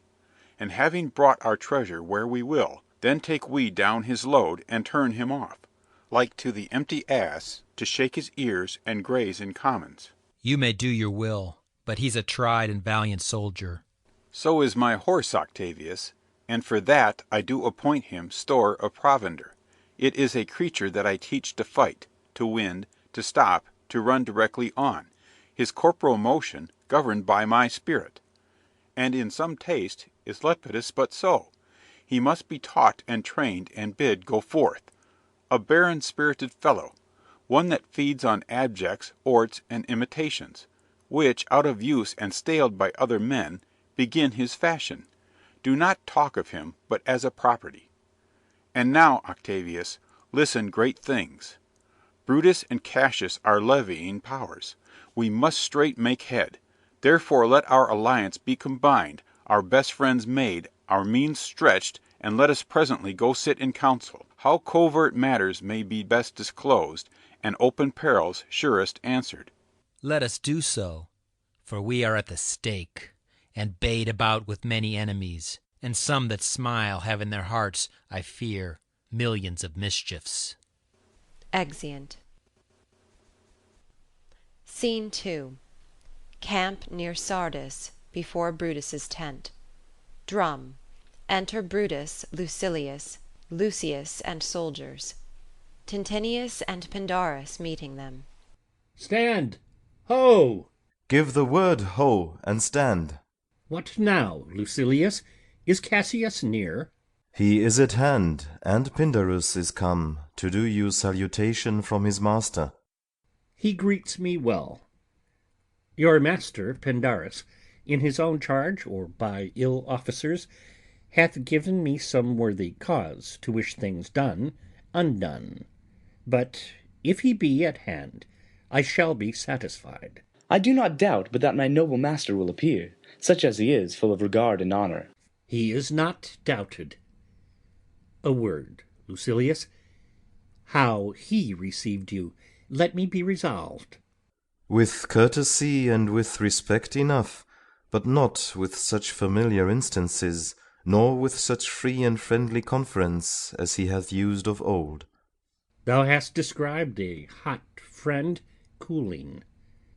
Ever note, Lucilius, when love begins to sicken and decay, it useth an enforced ceremony. There are no tricks in plain and simple faith, but hollow men, like horses hot at hand, make gallant show and promise of their mettle, but when they should endure the bloody spur, they fall their crests, and like deceitful jades sink in the trial. Comes his army on. They mean this night in Sardis to be quartered. The greater part, the horse in general, are come with Cassius. Hark! He is arrived. Low march within. March gently on to meet him. Enter Cassius and his powers. Stand, ho! Stand, ho! Speak the word along. Stand! Stand. Stand. Most noble brother, you have done me wrong. Judge me, you gods. Wrong I mine enemies? And if not so, how should I wrong a brother? Brutus, this sober form of yours hides wrongs, and when you do them— Cassius, be content. Speak your griefs softly. I do know you well. Before the eyes of both our armies here, which should perceive nothing but love from us, let us not wrangle. Bid them move away. Then, in my tent, Cassius, enlarge your griefs, and I will give you audience. Pindarus, bid our commanders lead their charges off a little from this ground. Lucilius, do the like, and let no man come to our tent till we have done our conference. Let Lucius and Tentenius guard the door. Exeunt. Scene 3. Brutus's tent. Enter Brutus and Cassius. That you have wronged me doth appear in this, that you have condemned and noted Lucius Pella for taking bribes hereof the Sardians, wherein my letters praying on his side because I knew the man was slighted off. You wronged yourself to write in such a case. In such a time as this it is not meet that every nice offence should bear his comment. Let me tell you, Cassius, you yourself are much condemned to have an itching palm, to sell and mart your offices for gold to undeservers. I an itching palm? You know that you were Brutus that speak this, or by the gods this speech were else your last. The name of Cassius honours this corruption, and chastisement doth therefore hide his head. Chastisement? Remember March, the Ides of March, remember. Did not great Julius bleed for justice's sake? What villain touched his body that did stab, and not for justice? What shall one of us that struck the foremost man of all this world, but for supporting robbers, shall we now contaminate our fingers with base bribes, and sell the mighty space of our large honours for so much trash as may be grasped thus? I had rather be a dog, and bay the moon, than such a Roman. Brutus, bay me not, I'll not endure it. You forget yourself to hedge me in. I am a soldier, I, older in practice, abler than yourself to make conditions. Go to. You are not, Cassius. I am. I say, you are not. Urge me no more, I shall forget myself. Have mind upon your health, tempt me no further. Away, slight man. Is't possible? Hear me, for I will speak. Must I give way and room to your rash choler? Shall I be frighted when a madman stares? No, ye gods, must I endure all this? All this? Ay, more. Fret till your proud heart break. Go show your slaves how choleric you are, and make your bondmen tremble. Must I budge? Must I observe you? Must I stand and crouch under your testy humour? By the gods, you shall digest the venom of your spleen, though it do split you. For from this day forth I use you for my mirth, yea, for my laughter, when you are waspish. Is it come to this? You say you are a better soldier. Let it appear so. Make your vaunting true, and it shall please me well. For mine own part, I shall be glad to learn of noble men. You wrong me every way. You wrong me, Brutus. I said an elder soldier, not a better. Did I say better? If you did, I care not. When Caesar lived, he durst not thus have moved me. Peace, peace. You durst not so have tempted him. I durst not. No. What durst not tempt him? For your life you durst not. Do not presume too much upon my love. I may do that I shall be sorry for. You have done that you should be sorry for. There is no terror, Cassius, in your threats, for I am armed so strong in honesty that they pass by me as the idle wind, which I respect not. I did send to you for certain sums of gold, which you denied me, for I can raise no money by vile means. By heaven, I had rather coin my heart and drop my blood for drachmas than to wring from the hard hands of peasants their vile trash by any indirection. I did send to you for gold to pay my legions, which you denied me. Was that done like Cassius? Should I have answered Caius Cassius so? When Marcus Brutus grows so covetous to lock such rascal counters from his friends, be ready, gods, with all your thunderbolts. Dash him to pieces. I denied you not. You did. I did not.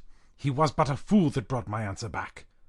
Brutus hath rived my heart. A friend should bear his friend's infirmities, but Brutus makes mine greater than they are. I do not, till you practice them on me. You love me not.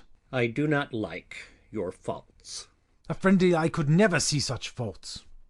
A flatterer's would not, though they do appear as huge as high Olympus.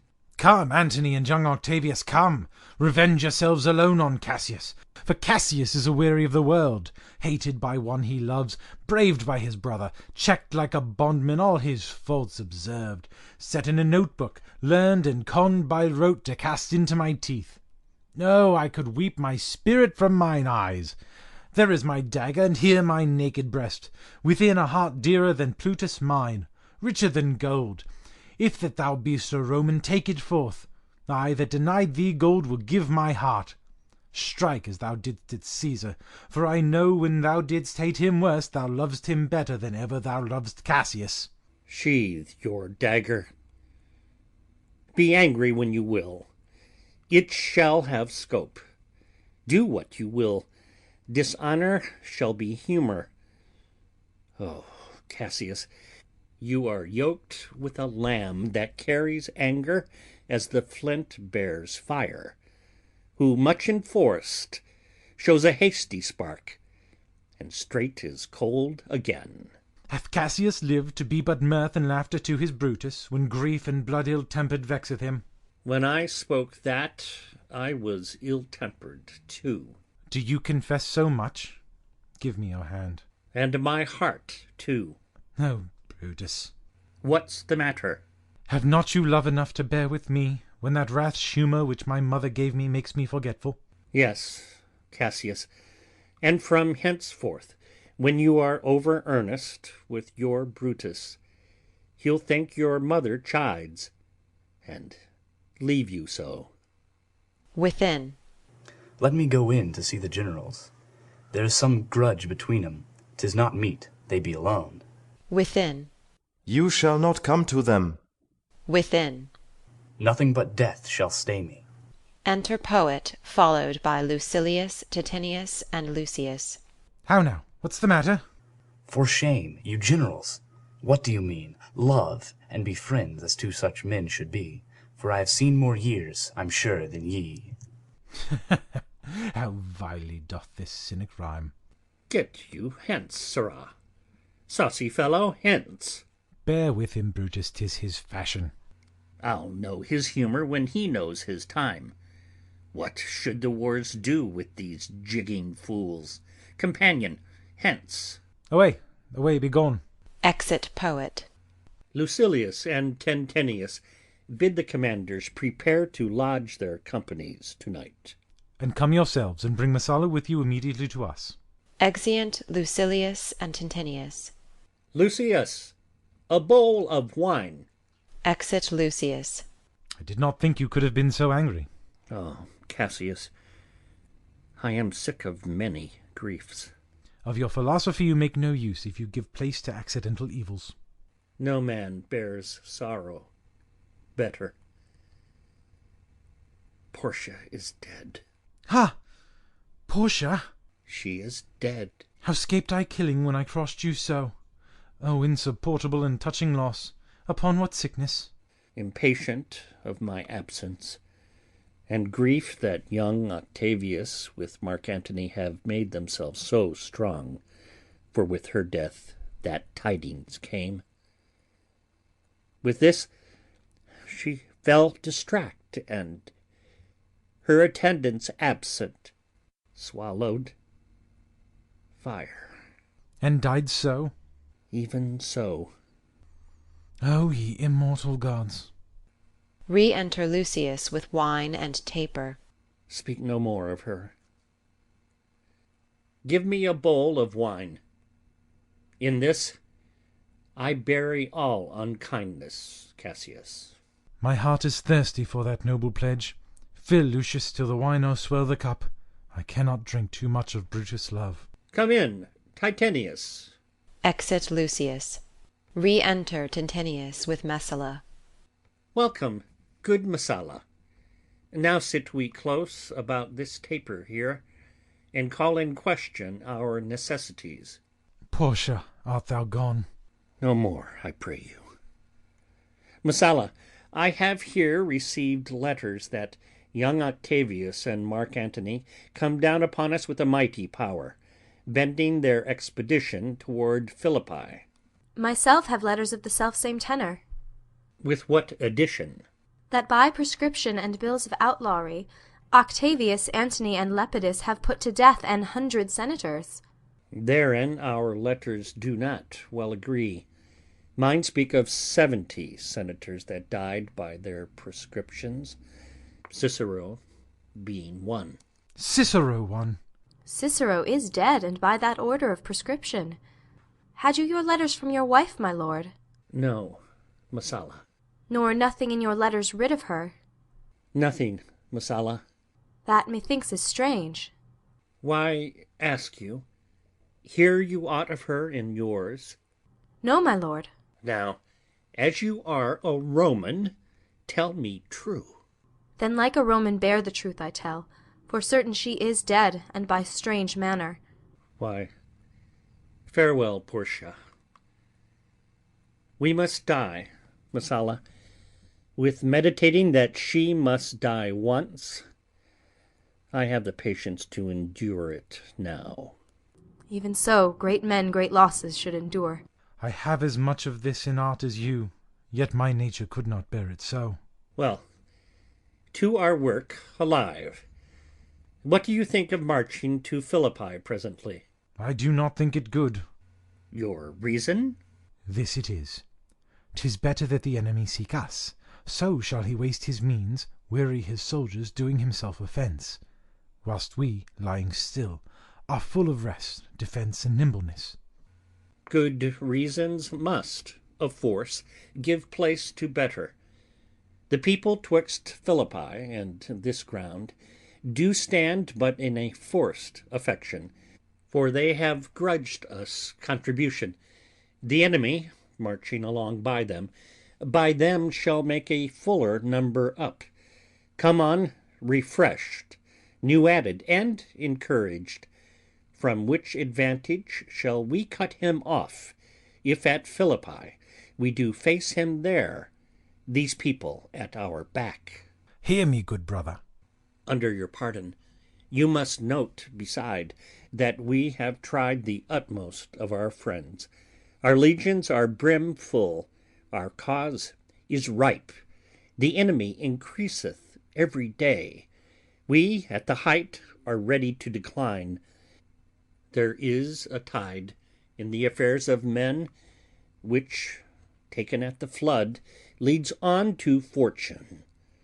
Omitted, all the voyage of their life is bound in shallows and in miseries. On such a full sea are we now afloat, and we must take the current when it serves, or lose our ventures. Then with your will go on. We'll along ourselves and meet them at Philippi. The deep of night is crept upon our talk, and nature must obey necessity, which we will niggard with a little rest. There is no more to say? No more. Good night. Early tomorrow we will rise and hence. Lucius! Enter Lucius. My gown. Exit Lucius. Farewell, good Messala. Good night, Tentenius. Noble Cassius. Good night and good repose. Oh, my dear brother, this was an ill beginning to the night.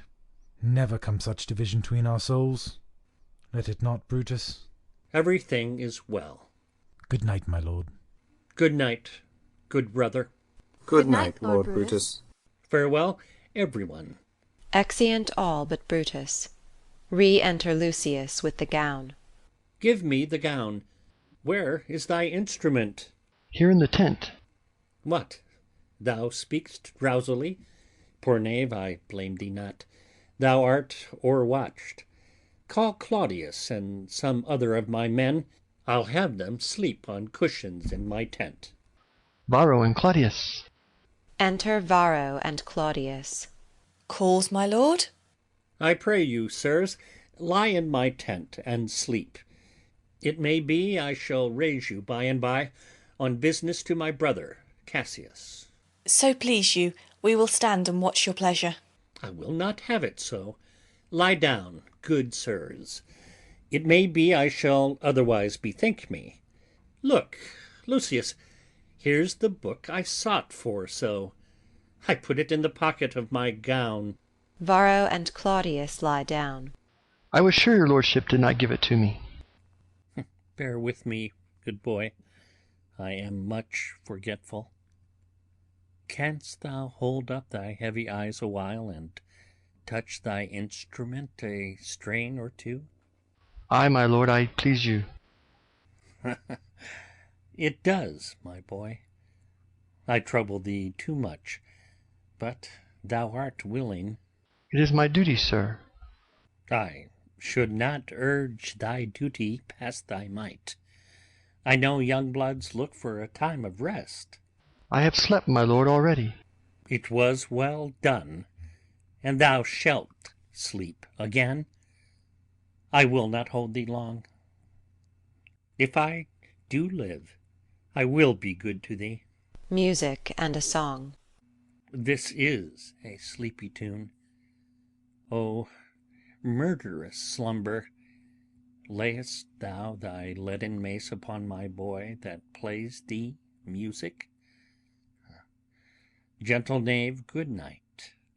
I will not do thee so much wrong to wake thee.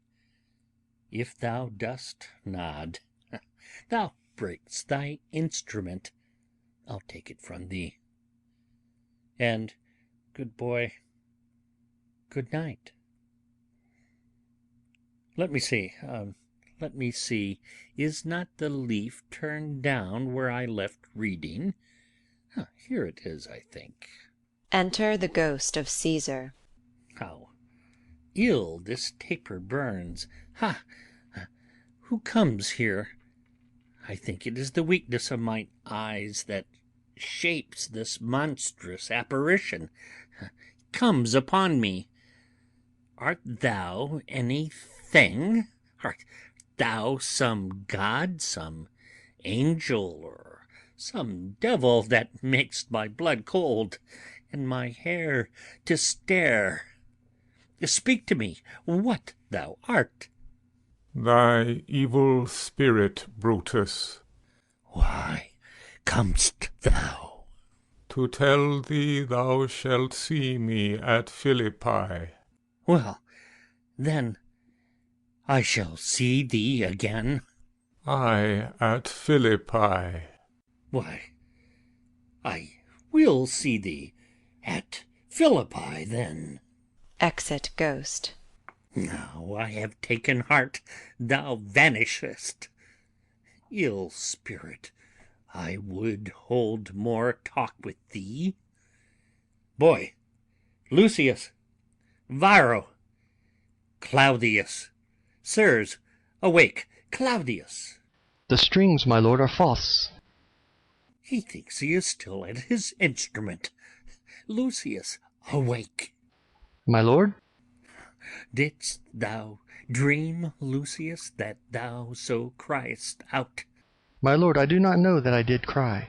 Yes, that thou didst. Didst thou see anything? Nothing, my lord. Sleep again, Lucius. Sirrah, Claudius. To Varro. Fellow thou, awake. My lord? My lord? Why did you so cry out, sirs, in your sleep? Did we, my lord? Aye. Saw you anything? No, my lord, I saw nothing. No, I, my lord. Go and commend me to my brother Cassius. Bid him set on his powers betimes before, and we will follow. It shall be done, my lord. Exeunt. End of Act 4. Act 5. Scene 1. The plains of Philippi. Enter Octavius, Antony, and their army. Now, Antony, our hopes are answered.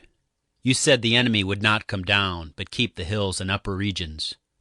It proves not so. Their battles are at hand. They mean to warn us at Philippi here, answering before we do demand of them. Tut! I am in their bosoms, and I know wherefore they do it. They could be content to visit other places, and come down with fearful bravery, thinking by this face to fasten in our thoughts that they have courage. But 'tis not so. Enter a messenger. Prepare you, generals. The enemy comes on in gallant show. Their bloody sign of battle is hung out, and something to be done immediately. Octavius, lead your battle softly on, upon the left hand of the even field. Upon the right hand I. Keep thou the left. Why do you cross me in this exigent? I do not cross you, but I will do so. March. Drum. Enter Brutus, Cassius, and their army, Lucilius, Tintinius, Messala, and others. They stand, and would have parley. Stand fast, Tintinius. We must out and talk. Mark Antony, shall we give sign of battle? No, Caesar, we will answer on their charge. Make forth.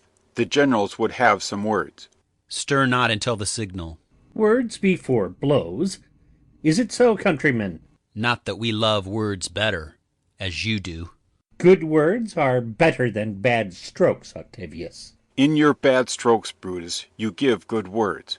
Witness the hole you made in Caesar's heart, crying, "Live long, hail Caesar!" Antony, the posture of your blows are yet unknown, but for your words they rob the hive bees and leave them honeyless.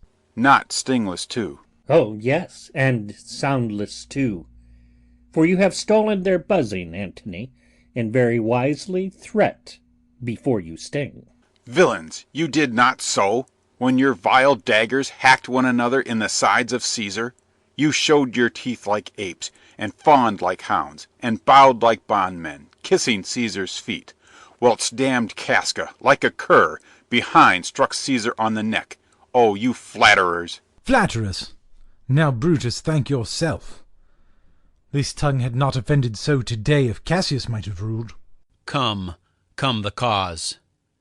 If arguing made us sweat, the proof of it will turn to redder drops.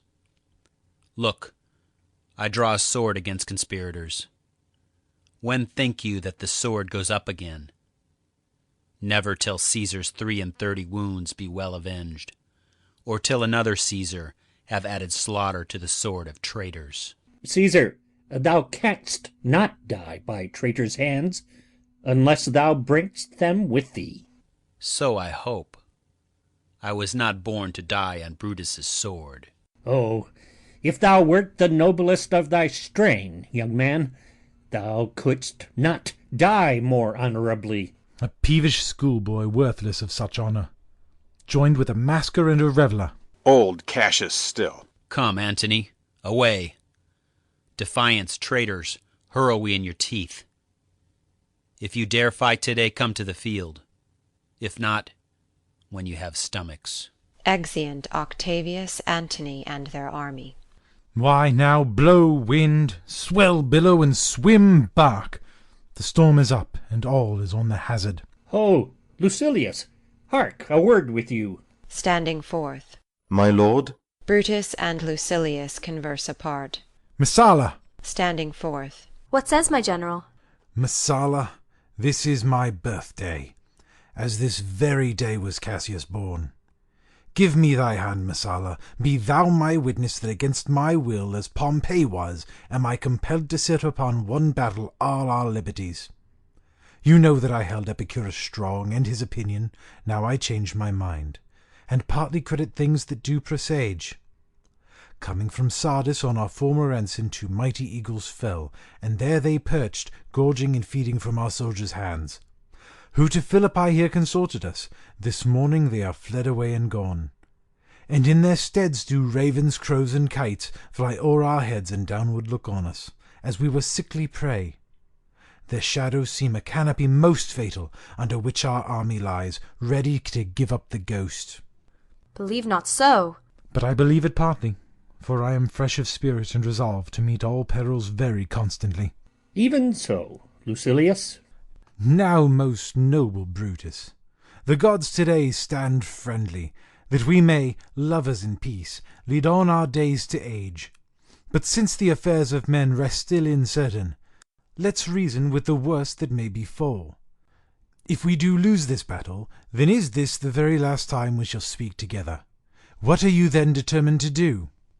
Even by the rule of that philosophy by which I did blame Cato for the death which he did give himself, I know not how, but I do find it cowardly and vile, for fear of what might fall, so to prevent the time of life, arming myself with patience, to stay the providence of some high powers that govern us below. Then if we lose this battle, you are contented to be led in triumph through the streets of Rome? No, Cassius, no. Think not, thou noble Roman, that ever Brutus will go bound to Rome. He bears too great a mind. But this same day must end that work the Ides of March begun, and whether we shall meet again I know not. Therefore our everlasting farewell take. For ever and for ever farewell, Cassius. If we do meet again, why, we shall smile. If not, why then, this parting was well made. Forever and forever farewell, Brutus. If we do meet again, we'll smile indeed. If not, 'tis true this parting was well made. Why then, lead on. Oh, that a man might know the end of this day's business ere it come. But it sufficeth that the day will end, and then the end is known. Come, ho, away. Exeunt. Scene 2. The same, the field of battle. Alarum. Enter Brutus and Messala. Ride, ride, Messala, ride, and give these bills unto the legions on the other side. Loud alarum. Let them set on at once, for I perceive but gold demeanour in Octavius's wing, and sudden push gives them the overthrow. Ride, ride, Messala, let them all come down. Exeunt. Scene 3. Another part of the field. Alarums. Enter Cassius and Tintinius. Oh, look, Tintinius, look, the villains fly! Myself have to mine own turned enemy. This ensign here of mine was turning back. I slew the coward and did take it from him. O Cassius, Brutus gave the word too early, who having some advantage in Octavius, took it too eagerly his soldiers fell to spoil, whilst we by Antony are all enclosed. Enter Pindarus. Fly further off, my lord, fly further off. Mark Antony is in your tents, my lord. Fly therefore, noble Cassius, fly far off. This hill is far enough. Look, look, Tintinius. Are those my tents where I perceive the fire? They are, my lord. Tintinius, if thou lovest me, mount thou my horse, and hide thy spurs in him, till he have brought thee up to yonder troops, and here again, that I may rest assured whether yon troops are friend or enemy. I will be here again, even with a thought. Exit. Go, Pindarus, get higher on that hill. My sight was ever thick. Regard Tintinius, and tell me what thou notest about the field. Pindarus ascends the hill. This day I breathed first. Time is come round, and where did I begin, there shall I end. My life has run his compass. Sirrah, what news? Above. Oh, my lord! What news? Above. Tintinius is enclosed round about with horsemen, that make to him on the spur, yet he spurs on. Now they are almost on him. Now, Tintinius, now some light. Oh, he lights too. He is taken. Shout. Ah! And hark! They shout for joy. Come down, behold no more. Oh, coward that I am to live so long, to see my best friend taken before my face. Pindarus descends. Come hither, sirrah. In Parthia did I take thee prisoner. And then I swore thee, saving of thy life, that whatsoever I did bid thee do, thou shouldst attempt it. Come now, keep thine oath. Now be a free man, and with this good sword that ran through Caesar's bowels, search this bosom. Stand not to answer. Here, take thou the hilts. And when my face is covered as 'tis now, guide thou the sword. Pindarus stabs him. Caesar, thou art revenged, even with the sword that killed thee. Dies. So I am free. Yet would not so have been, durst I have done my will. O Cassius, far from this country Pindarus shall run, where never Roman shall take note of him. Exit. Re-enter Tintinius with Messala. It is but change, Titinius, for Octavius is overthrown by noble Brutus' power, as Cassius' legions are by Antony. These tidings will well comfort Cassius. Where did you leave him?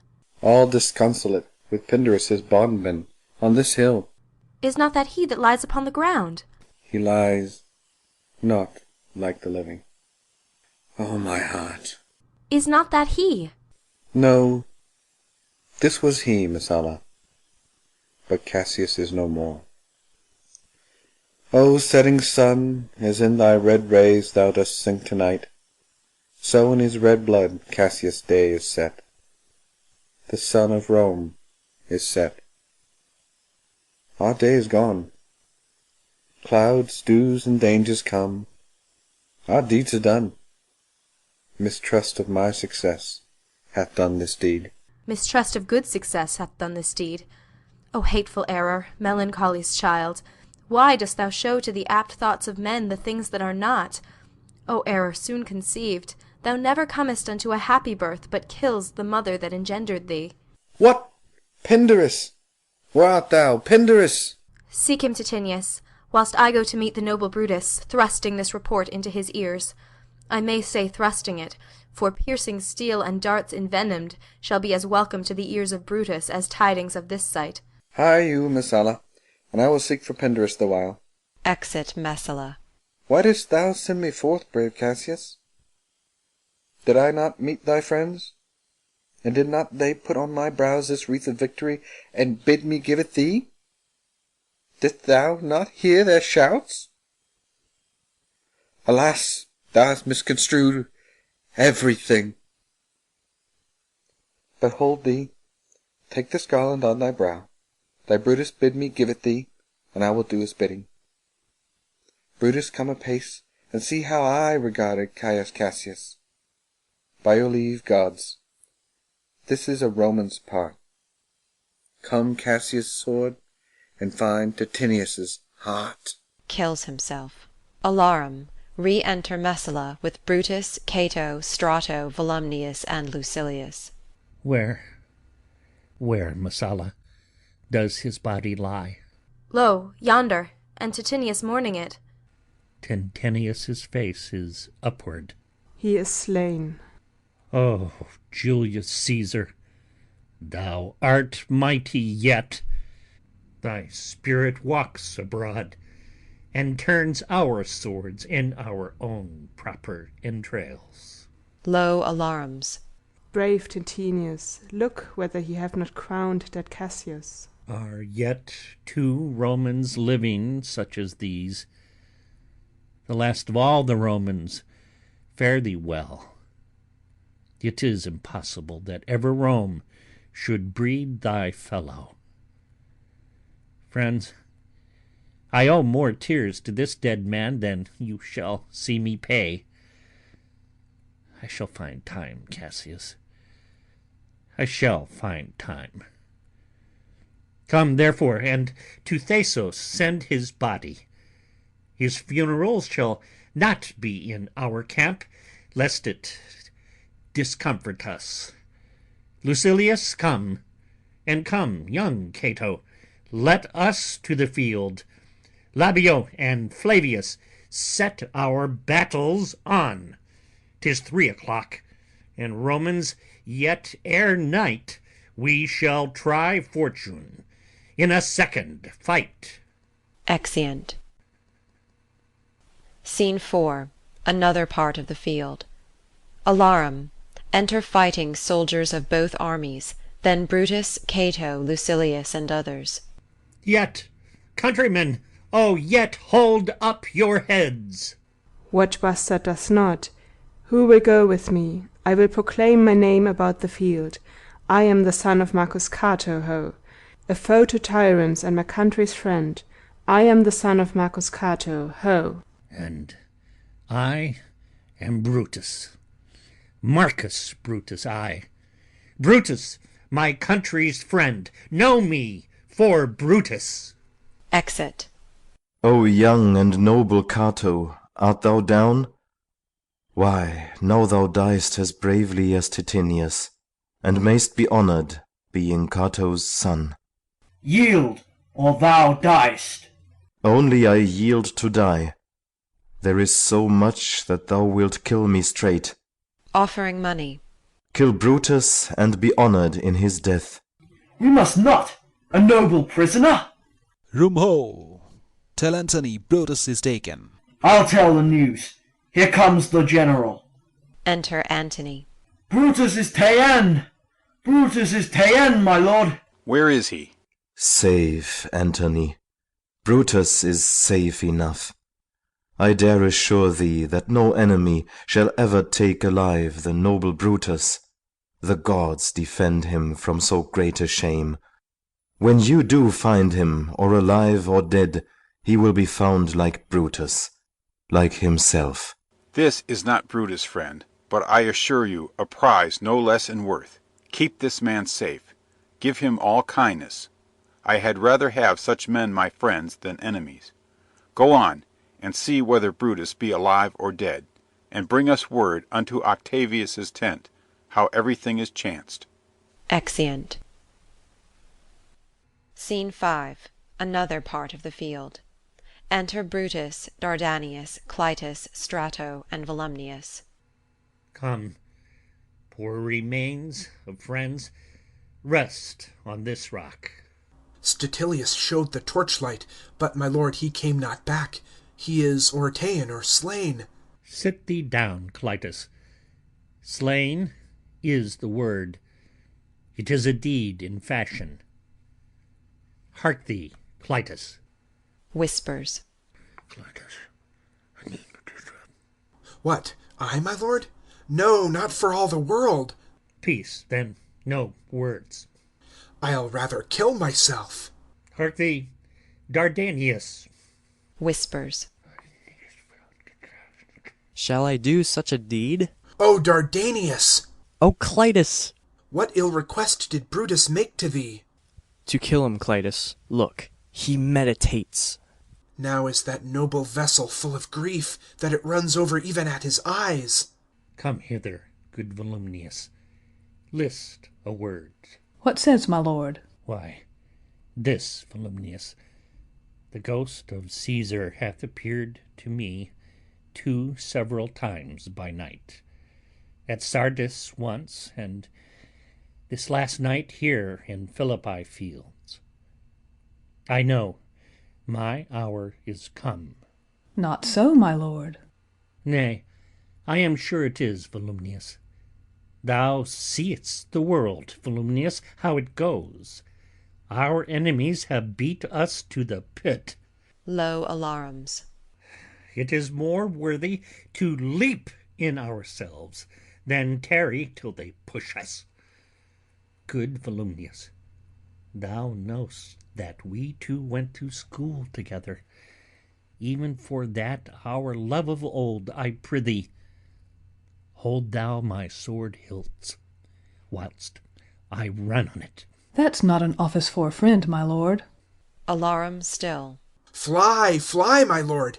There is no tarrying here. Farewell to you, and you, Volumnius. Strato, thou hast been all this while asleep. Farewell to thee too, Strato. Countrymen, my heart doth joy that yet in all my life I found no man but he was true to me. I shall have glory by this losing day, more than Octavius and Mark Antony by this vile conquest shall attain unto. So fare you well at once, for Brutus's tongue hath almost ended his life's history. Night hangs upon mine eyes, my bones would rest, that have but laboured to attain this hour. Alarum. Cry within. Fly, fly, fly. Fly, my lord, fly! Hence I will follow. Exeunt Clitus, Dardanius, and Volumnius. I prithee, Strato, stay thou by thy lord. Thou art a fellow of a good respect. Thy life hath had some smatch of honour in it. Hold then my sword, and turn away thy face, while I do run upon it. Wilt thou, Strato? Give me your hand first. Fare you well, my lord. Farewell, good Strato. Runs on his sword. Caesar, now be still. I killed not thee with half so good a will. Dies. Alarum. Retreat. Enter Octavius, Antony, Messala, Lucilius, and the army. What man is that? My master's man. Strato, where is thy master? Free from the bondage you are in, Messala. The conquerors can but make a fire of him, for Brutus only overcame himself, and no man else hath honour by his death. So Brutus should be found. I thank thee, Brutus, that thou hast proved Lucilius' saying true. All that served Brutus, I will entertain them. Fellow, wilt thou bestow thy time with me? Ay, if Messala will prefer me to you. Do so, good Messala. How died my master, Strato? I held the sword, and he did run on it. Octavius, then take him to follow thee, that did the latest service to my master. This was the noblest Roman of them all. All the conspirators, save only he, did that they did in envy of great Caesar. He only, in a general honest thought and common good to all, made one of them. His life was gentle, and the elements so mixed in him that nature might stand up and say to all the world, this was a man. According to his virtue, let us use him with all respect and rites of burial. Within my tent his bones tonight shall lie, most like a soldier ordered honourably. So call the field to rest, and let's away to part the glories of this happy day. Exeunt. End of Act 5. End of Julius Caesar by William Shakespeare.